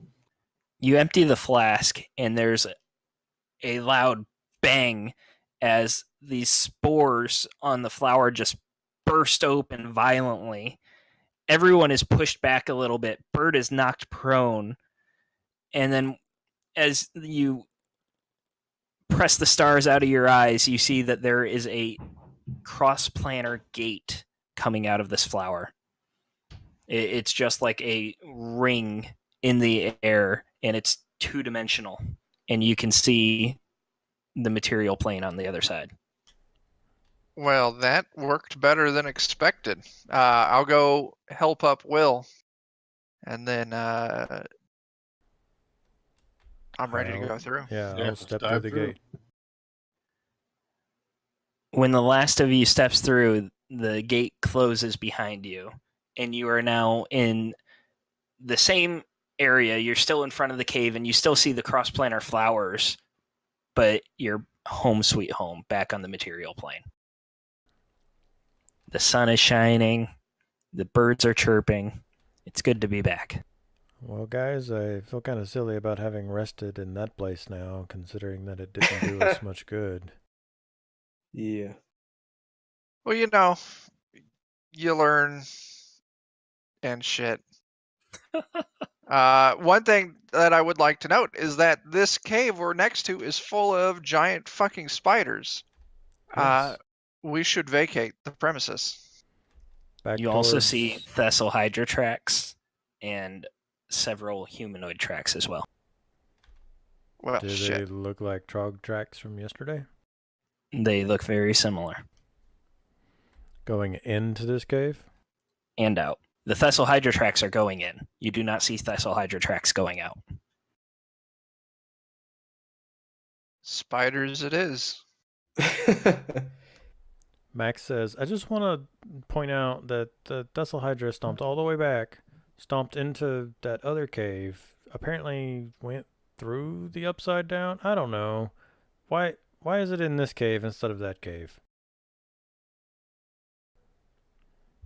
I don't care. And she fishes out her flashlight rock and asks for light to be cast upon it.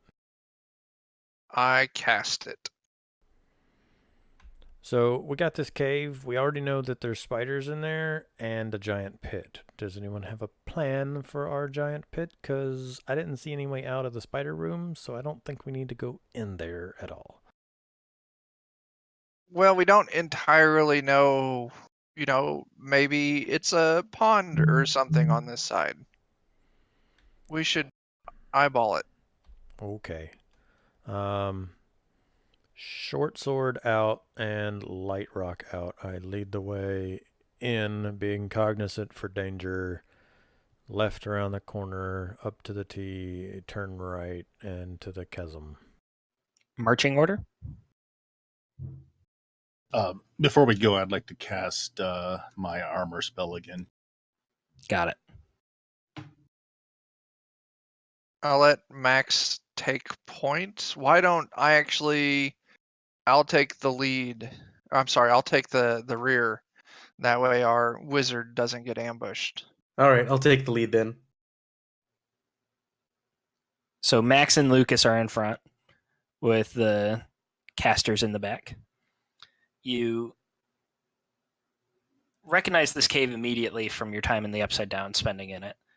You take a left around the corner, and you come to that intersection, and you immediately see the spider nest on the left, and it looks as if they've been hard at work repairing what damage has already been wrought upon it. You can see them scurrying about, and they seem to pay you no mind. Looking to the right, you see an abyss, a chasm 20 foot across. Out of character, remind me jumping rules. You can move how far on a running jump? I do not remember, and we're not technically using them. It looks as if you could try to jump it. Okay.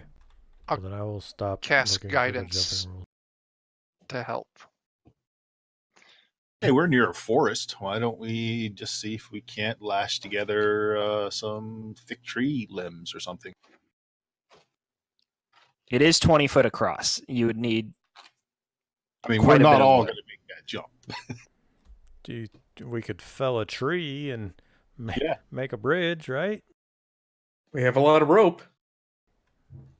Well, we're gonna need that for the special time.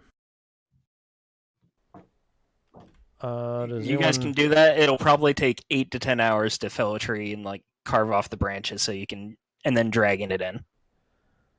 Why don't probably I? Won't go around that corner either if it's 20 foot long. We can. What do you Higher- need from me to jump this fucking thing? I need you to say you're jumping it.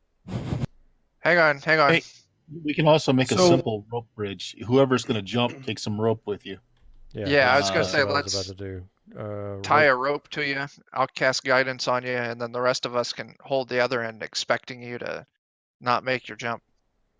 I doff all of my pack and haversack and all that craziness, and I do the loosening up my legs, like feet to ass stretches and stuff, and I don't get too close to the spiders, but I back up and I tie the rope around myself and hop, leap, and hope that Lucas and Mike save me if I fall.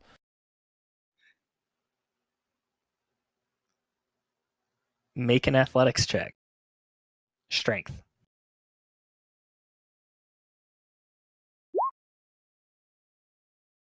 You easily clear it. You were perfectly limber. You timed it right. You landed on your feet. And you took a bow at the end. There's nowhere over here to fasten a rope, correct? As soon as you get over there, you can see to your right that there is a rather large cavern. And in the middle of that cavern, you see a sleeping Thistle Hydra. There is nowhere to tie a rope. Tied to the Thistle Hydra. There you go. It'll pull us all across. We'll pull it into the chasm. Right now, Ooh, the that- Thistle Hydra is probably 50 to 60 feet away from you. Okay, so I'll need 3 ropes.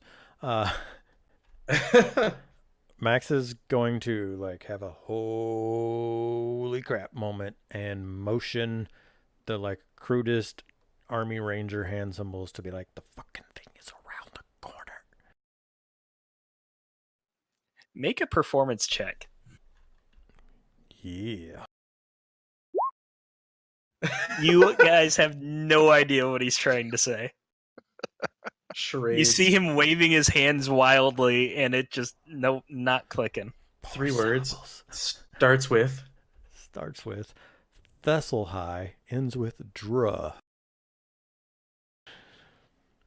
Okay. It's obvious that they don't get my meaning. I'm going to kind of get over near the wall, and I know there's not much to grab onto or anything, but I'm gonna kind of brace myself, and I have the rope, and I get ready for whoever's gonna make the next jump to somehow affix themselves to the rope, or whatever they're going to do. I would like to be an anchor point. Yeah, you wrap it around your waist, and the tunnel where you're at just curves immediately right towards the Thistle Hydra cavern, and you can just put yourself around that corner and brace yourself very easily. We can Okay. have 2 anchors if somebody wanted to anchor on the other side and let people over under on the rope. I'll anchor on the other side. Unless Okay. y'all wanted to do runny jumpsy happy fun time. So you have Lucas tying himself to the other side, and you're going to try and climb across the rope then? I was offering that up to the cleric and wizard, who would probably not be super best at jumping. Yeah, I'll agree with that. Why don't we have the wizard go first? I'll cast guidance on him to assist in this process. All right. Are you going to try and jump it, or are you going to try and climb the rope? That's a good question. I'll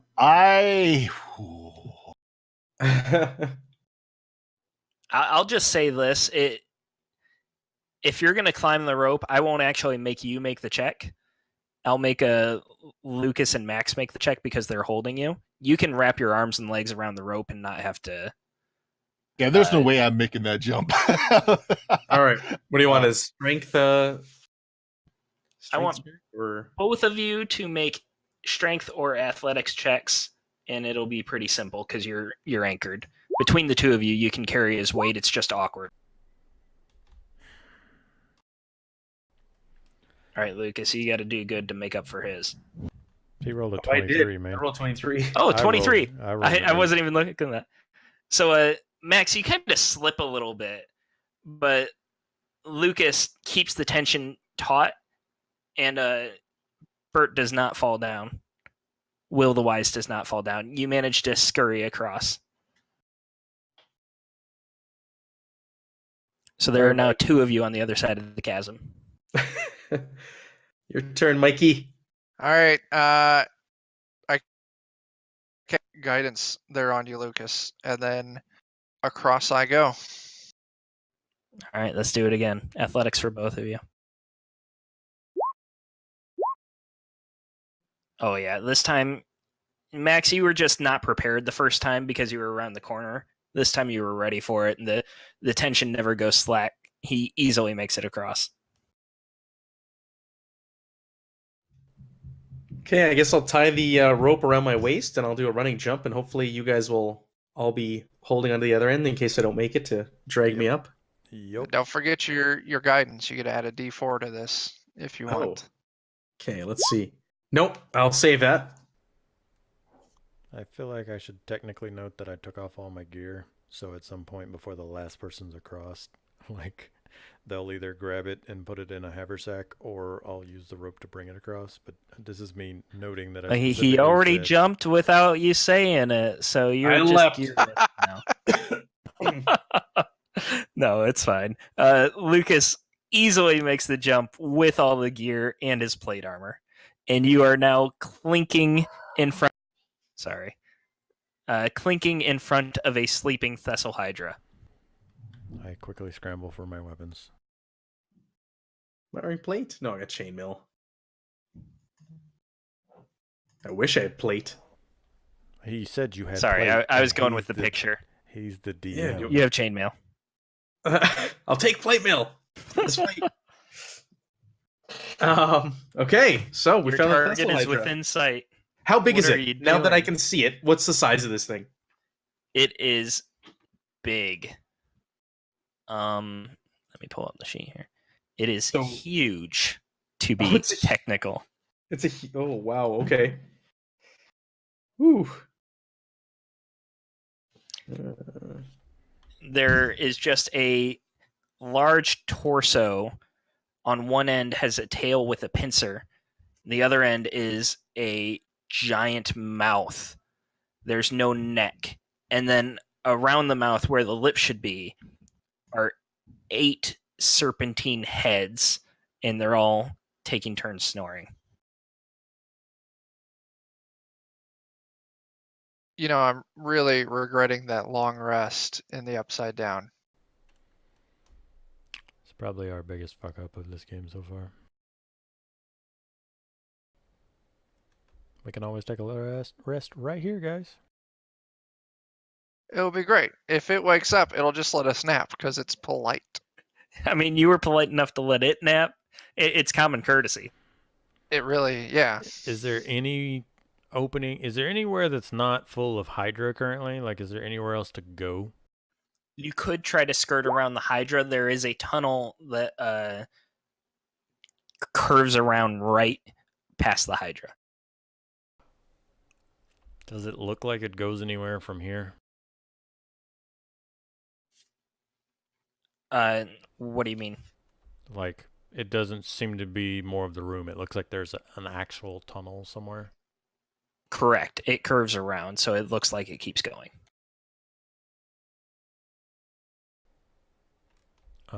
Well, our front man just took a BRB, but I would be on Lucas at this one, because he's going to need to be the person who is closest to Thistle Hydra before we Thistle Hydra. Are there, looking around the room, are there any kind of environmental things that we could possibly use to our advantage? None that the book says. So we're going with a blank room here. Sounds good. Does a Thistle Hydra have wings? Does it fly or look? It like does not have flying? wings. It is a lar- quadrupedal. Is it larger than the big hole? It is the size of the hole. So it like would not fall too easily. It gets in here because I saw its tracks come in, so that's how it came in here. It could Gotcha. easily jump the hole. Yeah. It'd be more like a long step for it. Yeah, technically, like out of game talk, huge is 15 feet by 15 feet, so that's like nothing. That chasm's nothing for it.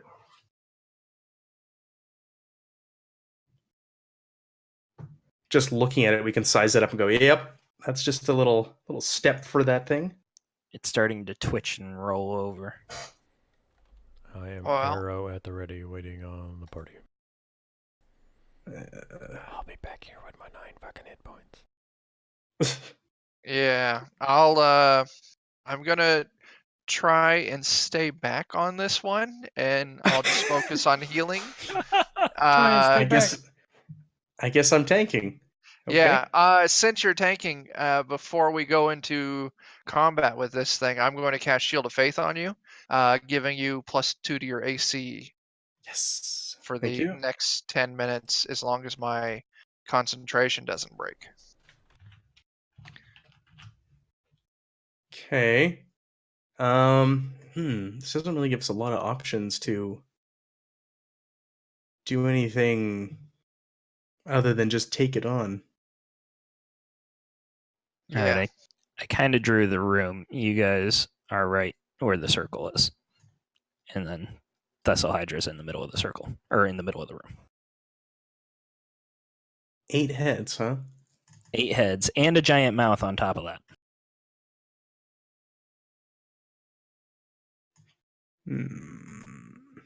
Do we want to open this up with a spell?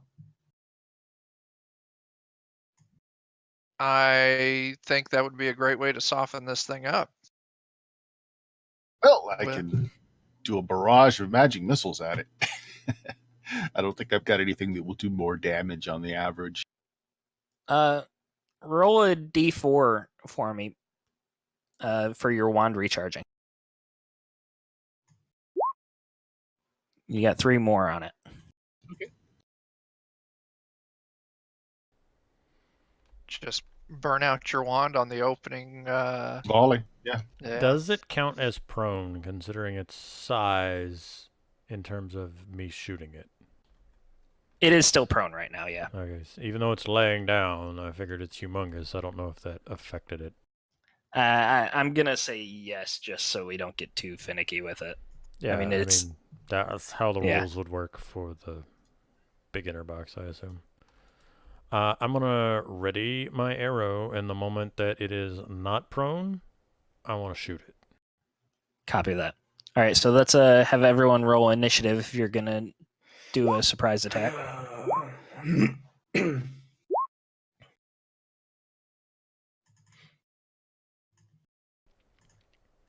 I unhook the rope from my waist before this happens. Nope, too late. I don't want You're to be tied to a attached. chasm. Yeah, no, I don't want to be attached to Lucas as he gets eaten. Yeah, right?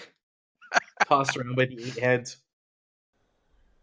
Yeah, 2 heads right. eat spaghetti stringers. So we're going with the surprise rules. So you guys all get 1 action before we go to the top of the round and take actions like normal. So he rolled lowest, so you're actually all going to get 2 actions before the Thistle Hydra goes. So, Lucas, you can go first. You can wait and ready in action, or you can just charge up and swing at it. Cripes. Yeah, I'm gonna ready in action. I am going to. Well, remember, Wait. you'll have 2 actions, so you can take an action and... Yeah, you'll end up with 2 actions before it gets to move. If you ready as your first action, nothing will happen because it doesn't get a turn, and then you'll get a second action, and nothing will have happened yet. Yeah.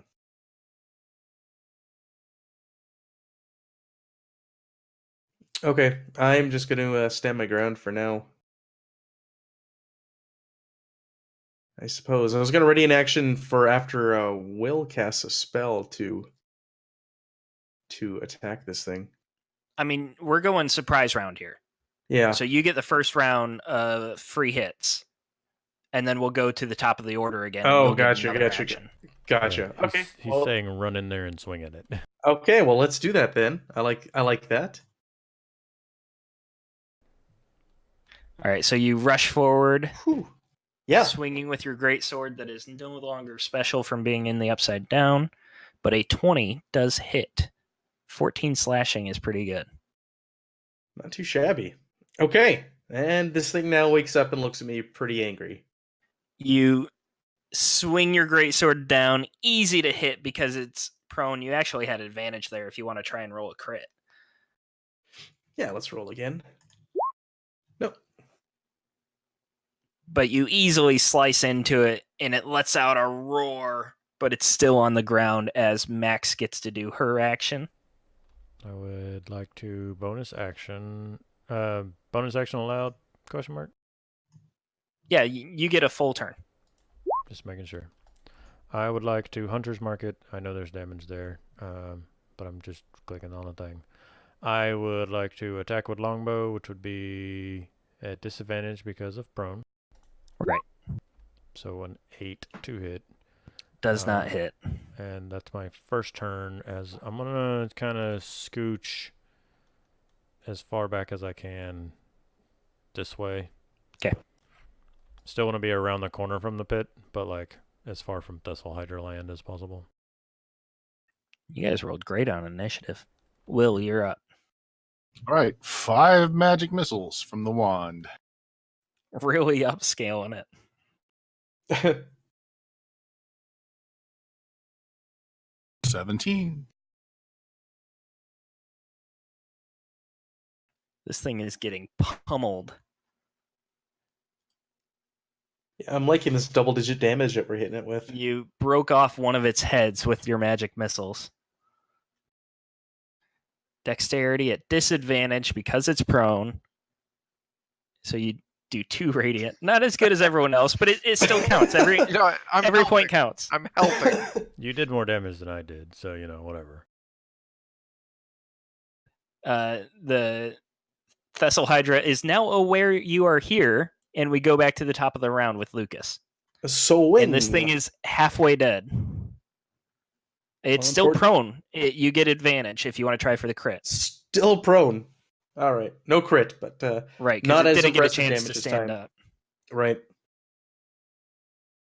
All right, bring my sword down on one of its heads again. Slice through so easily. Max, you're up. Resisting the urge to run up and stab this thing. 9. Does not hit. I sit down in the corner and cry myself to sleep. You are now prone. Yeah. Will. I'm prone emotionally, too. All right, I'm going to cast my own magic missile at 1 level higher, so 4 missiles. 13. 13.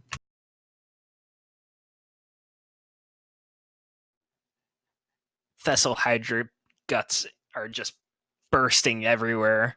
This thing is bleeding and oozing everywhere. Mike, you're up. It's still prone, right? It's still prone. Sacred Flame. And it fails the save. You have hit it with both of your actions. Well done. I did the thing. The Thistle Hydra jerks up to its feet.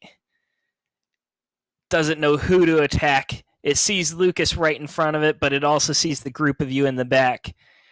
And from its maw, its massive mouth, it just begins to heave. And then it spits a glob of acid at the three of you. You're all within 10 feet, so make DC 15 dex saving throws. Fuck. Ew.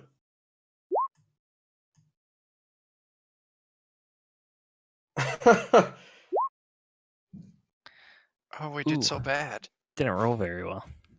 So all of you failed, so you all take 12 acid damage. I have 2. I'm down. Wow. Yikes. Lucas, you are up. Whew. That hurt. Okay, looking at this thing. How Lucas, I'm sorry, you didn't have to make the dex save because you were right up next to it. It was just the three of them. So you didn't take the damage. I'm sorry. That was my fault for not being clear. Okay. How looking at this thing, like how injured does it look? Does it look like it's like coughing up blood? It looks like it's just barely hanging in there?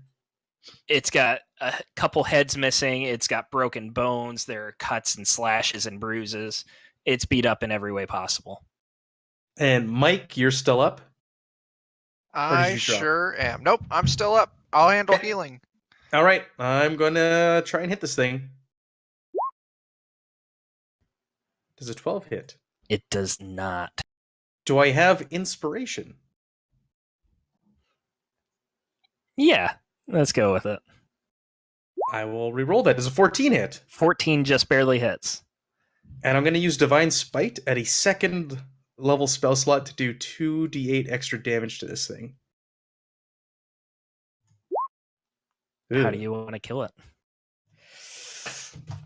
How many heads are left on this thing when I do my killing blow?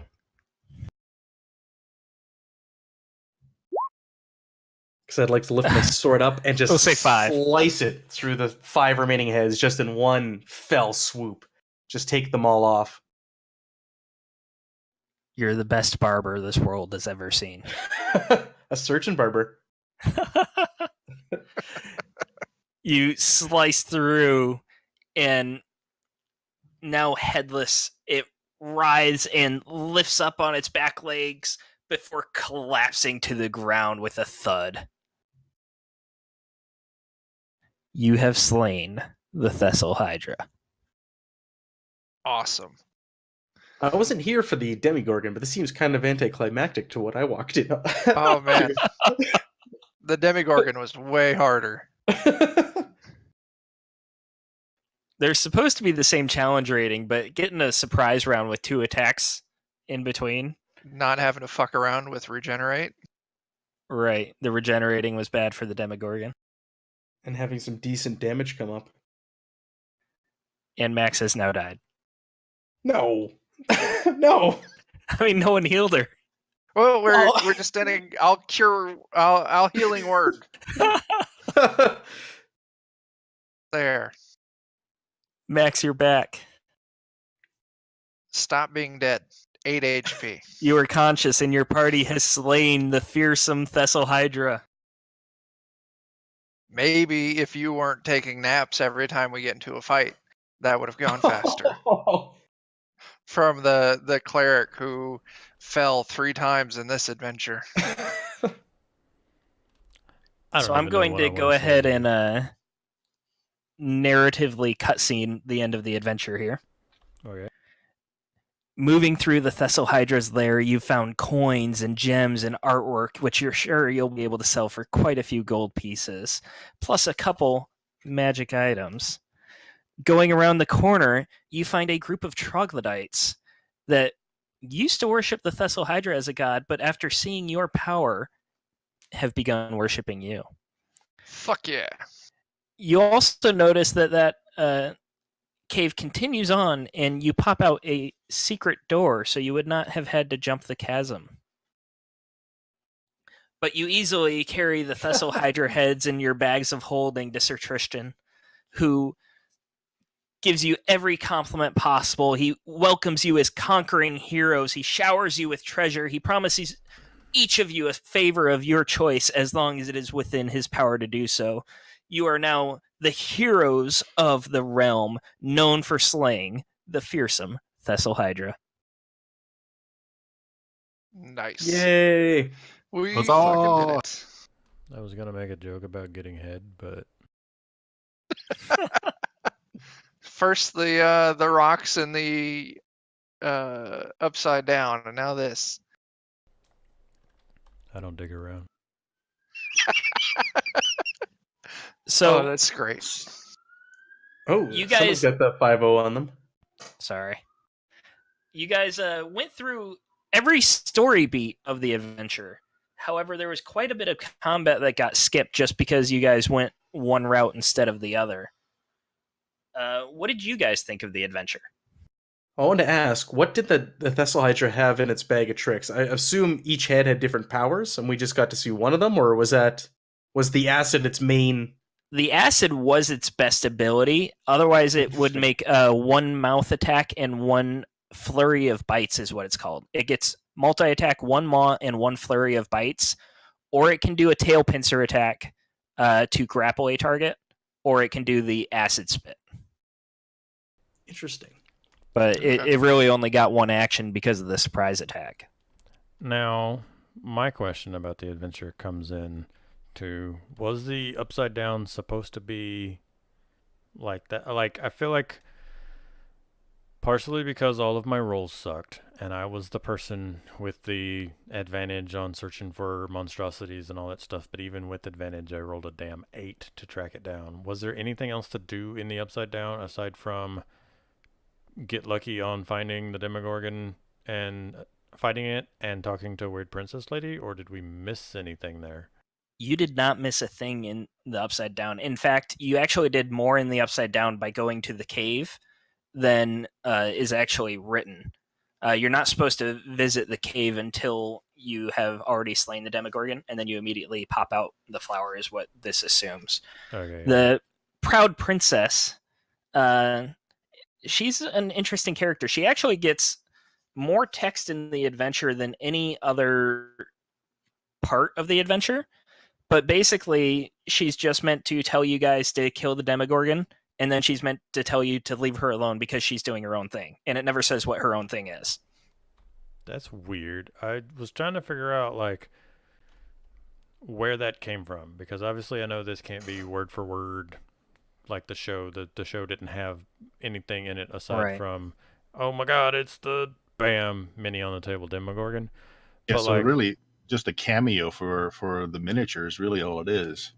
Yeah, that's all it is just an excuse to use the miniature. And the Proud Princess is supposed to be like an homage to 11, I think. That's But what I it- kind of got out of it. Yeah. So it's just It doesn't tacked really. on. Yeah, it does. And actually, she's like the narrative force because she's the one that tells you how to finish the quest. Because the first cave, if you explore the whole thing, there's no spot for the Thistle Hydra to be sleeping. And that's why you guys were confused, like, why are we at the second cave? Because you didn't get to finish exploring the first cave. right. But if you had, you would have known that you had to keep going to find the Thistle Hydra. Okay. So I think that would be, if I had to, like, mark it up for complaints, and mostly because I've already done here's my complaints about the original starter set. If I had to mark it up for complaints, one, the fact that we got to where we're at having missed parts, so we assumed that we needed to get back to Cave 1 to find the Thistle Hydra. Two, Badass Princess Ex Machina is badass, but leaves me wondering for more there. And it's weird. Like, even as a more experienced DM, if I was handed that, I don't know what I would do with her or be able to flesh her out better. I think I would try to give her a bit more personality and actually give her a quest instead of just saying she has a quest. And then I'd probably have her help you guys fight the Demogorgon. Because to be honest, some of these fights have been pretty hard for you. None of these yes. fights have been cakewalks. Although there have been several fights that would be cakewalks.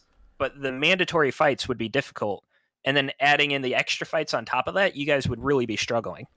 It would have definitely, yeah.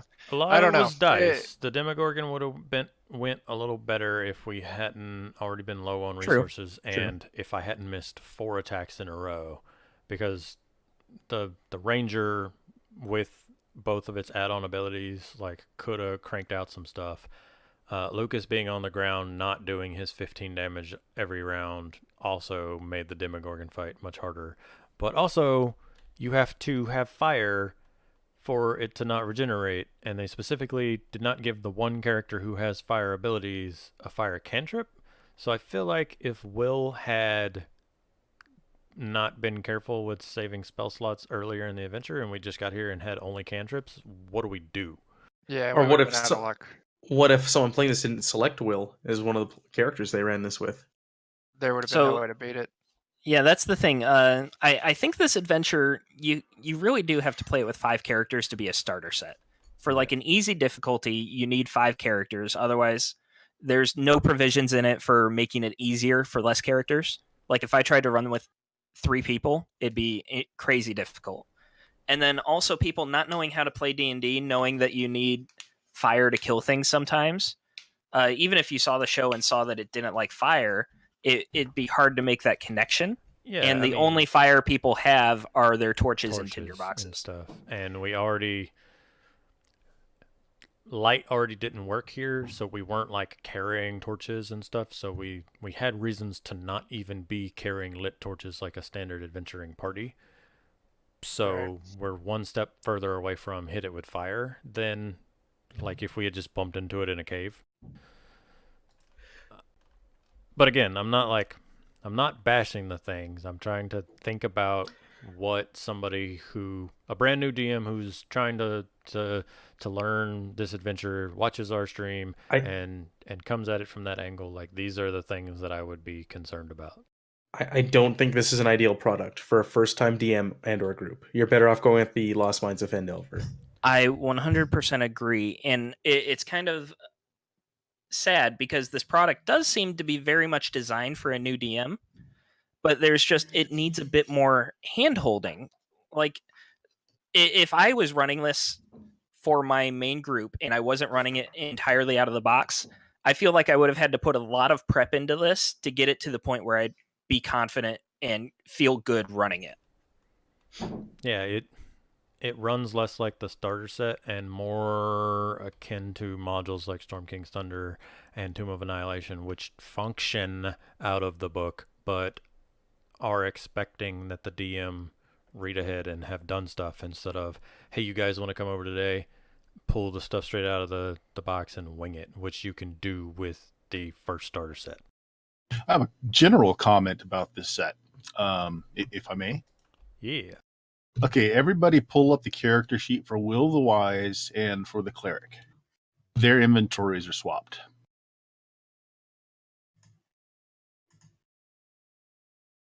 Let me make sure that wasn't my fault. Everyone knows how Steven is. I've got the Cleric. I got Mike open still. I've got my shield, chainmail, mace, crossbow.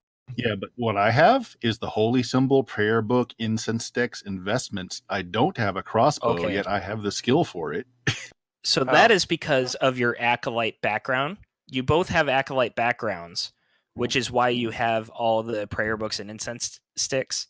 But the Cleric doesn't have those, is what I'm saying. The Cleric doesn't have a prayer book. Yeah, I don't know why the Cleric doesn't have a Holy Symbol. They're Acolytes as well.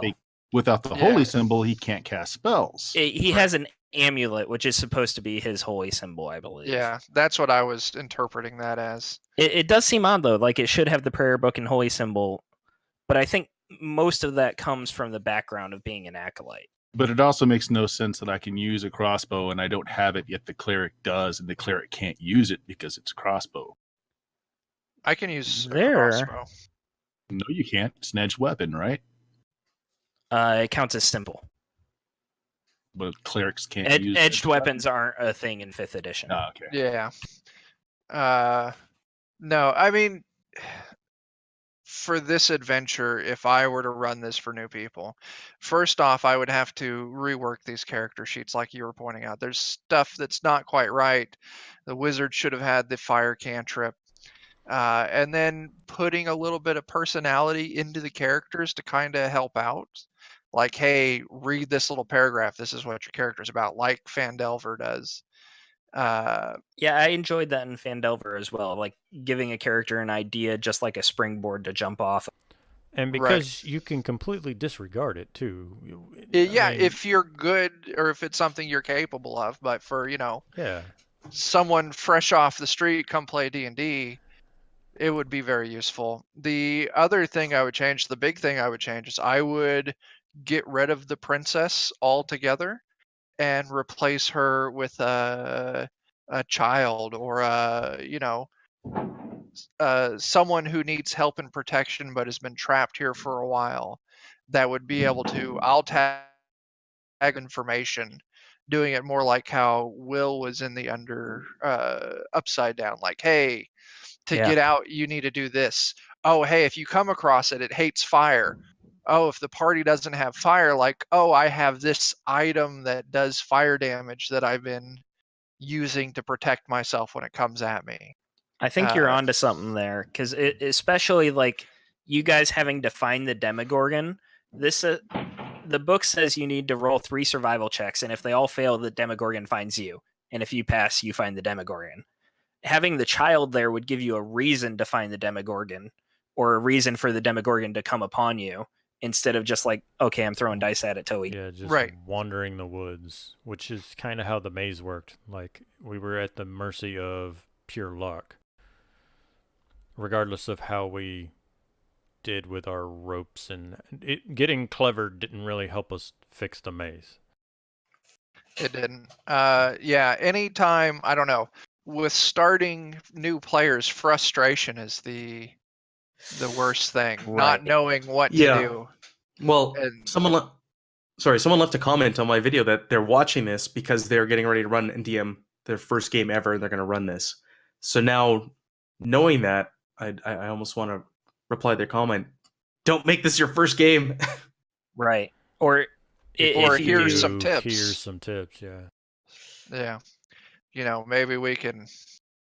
I feel like there's a lot of areas where people are just going to be scratching their heads like, how do we solve this, when there's nothing to actually solve. Absolutely. Well, that whole riddle where we had to keep going through the cave and it kept changing and it was just random rolls, that would get really frustrating as someone who's never played this before, and they might just walk away and give up. Right. Also, it's the Stranger Things starter set. Okay? As much time as we spent out of the Upside Down and in the weird maze and stuff like that, why could that content have not been in the Upside Down to give it that, like, Stranger Things oomph? Let me go through the Upside Down version of the dungeon, or have the maze be in the Upside Down or something like. Or have the Thistle Hydra wander into the Upside Down. We have to chase it into it. Something, because at this point, the only reason that the Upside Down exists is because they took a clear shot dungeon, which is get to the end of this cave and fight the Thistle Hydra, even if it is 2 separate caves, whatever.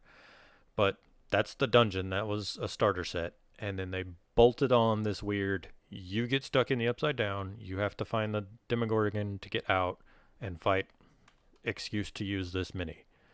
It's bolted on to the side, and all it does is break up the getting to the Thistle Hydra part of the dungeon from the here's the boss fight part of the dungeon. I agree. They could have a couple random encounters in the Upside Down to make it feel like you're doing something else other than the proud princess, who I don't think she really counts as much of an encounter. But like the woodcutter that you guys explored, I made that up on the spot. And then like being able to see the spiders, I also made up on the spot, just to like give you guys some sort of feedback while you were in there.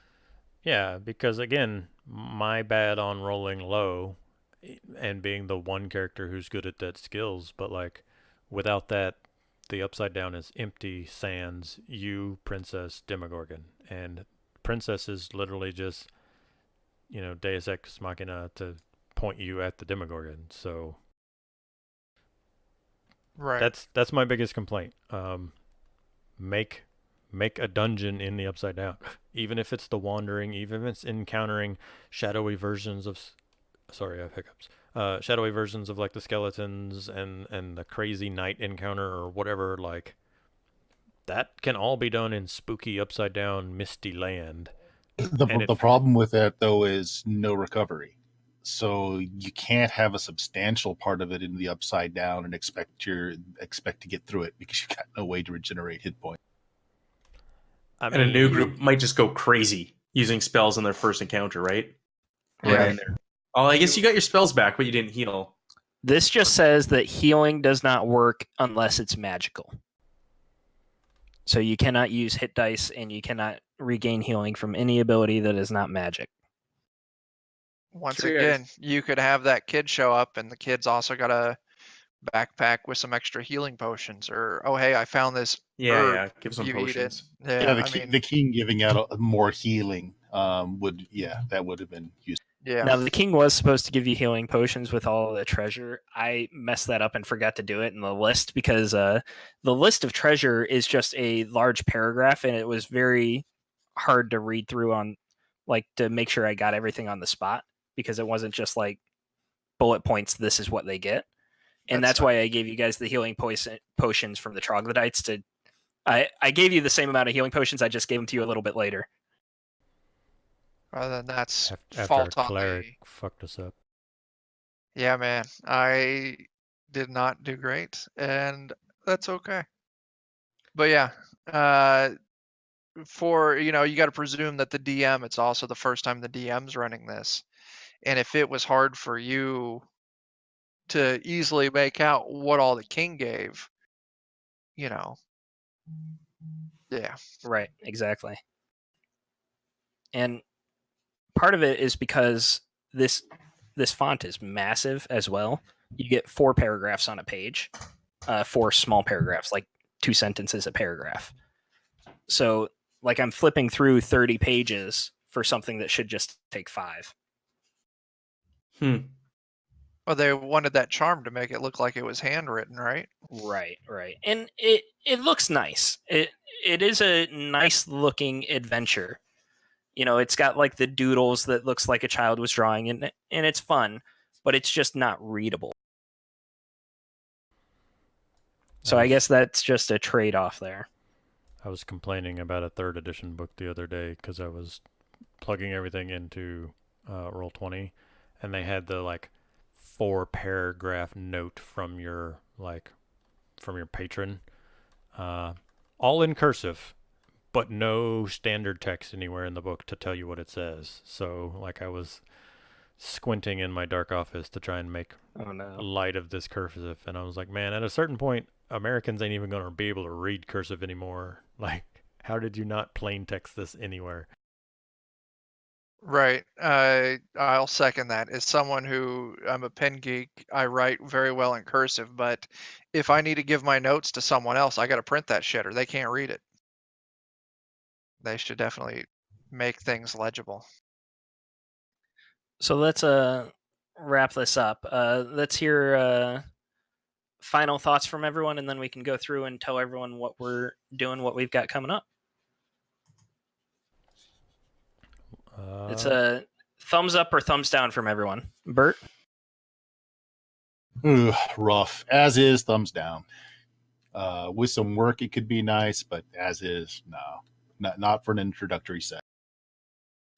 What about you, Chuck? Same thing. It was fun to play because we know what we were doing, but for a new group, new DM, this is going to be full of frustration. Stick with Phandelver. Matt? Yep, I agree with these guys. If this is going to be your first exposure to the game or even the hobby, this is not the product I would recommend. Phandelver's fantastic, or there's a ton of beginner's boxes out there for various games that are way more user-friendly and ease you into the game and give you all the tools you need to play it and understand it. And Seal. Well, I mean, they all said the same thing, so I'm going to be different. Nope, just kidding. That is exactly my thoughts as well. I bounce between a lot of RPG systems, so I normally start with the starter sets because I, much like the rest of y'all, get stuck being the DM every time we swap systems. And for a beginner box, which is what I see this as, a bunch of people who have not played RPGs ever watching the show and going, oh my god, I should try that thing, and then here's this product for it. I feel like a lot of people are going to get frustrated. And yeah, the Fandelver adventure starts kind of rough with those first encounters being really tough, but the amount of resources that are available online, like tips and how-tos and fight calculator adjustments and all that stuff for Fandelver, much better. Also, Fandelver's characters having full backgrounds and it lasting for 5 to 6 sessions and letting them get the like typical go into town, sell stuff, get side quests, like all around more fleshed out adventure.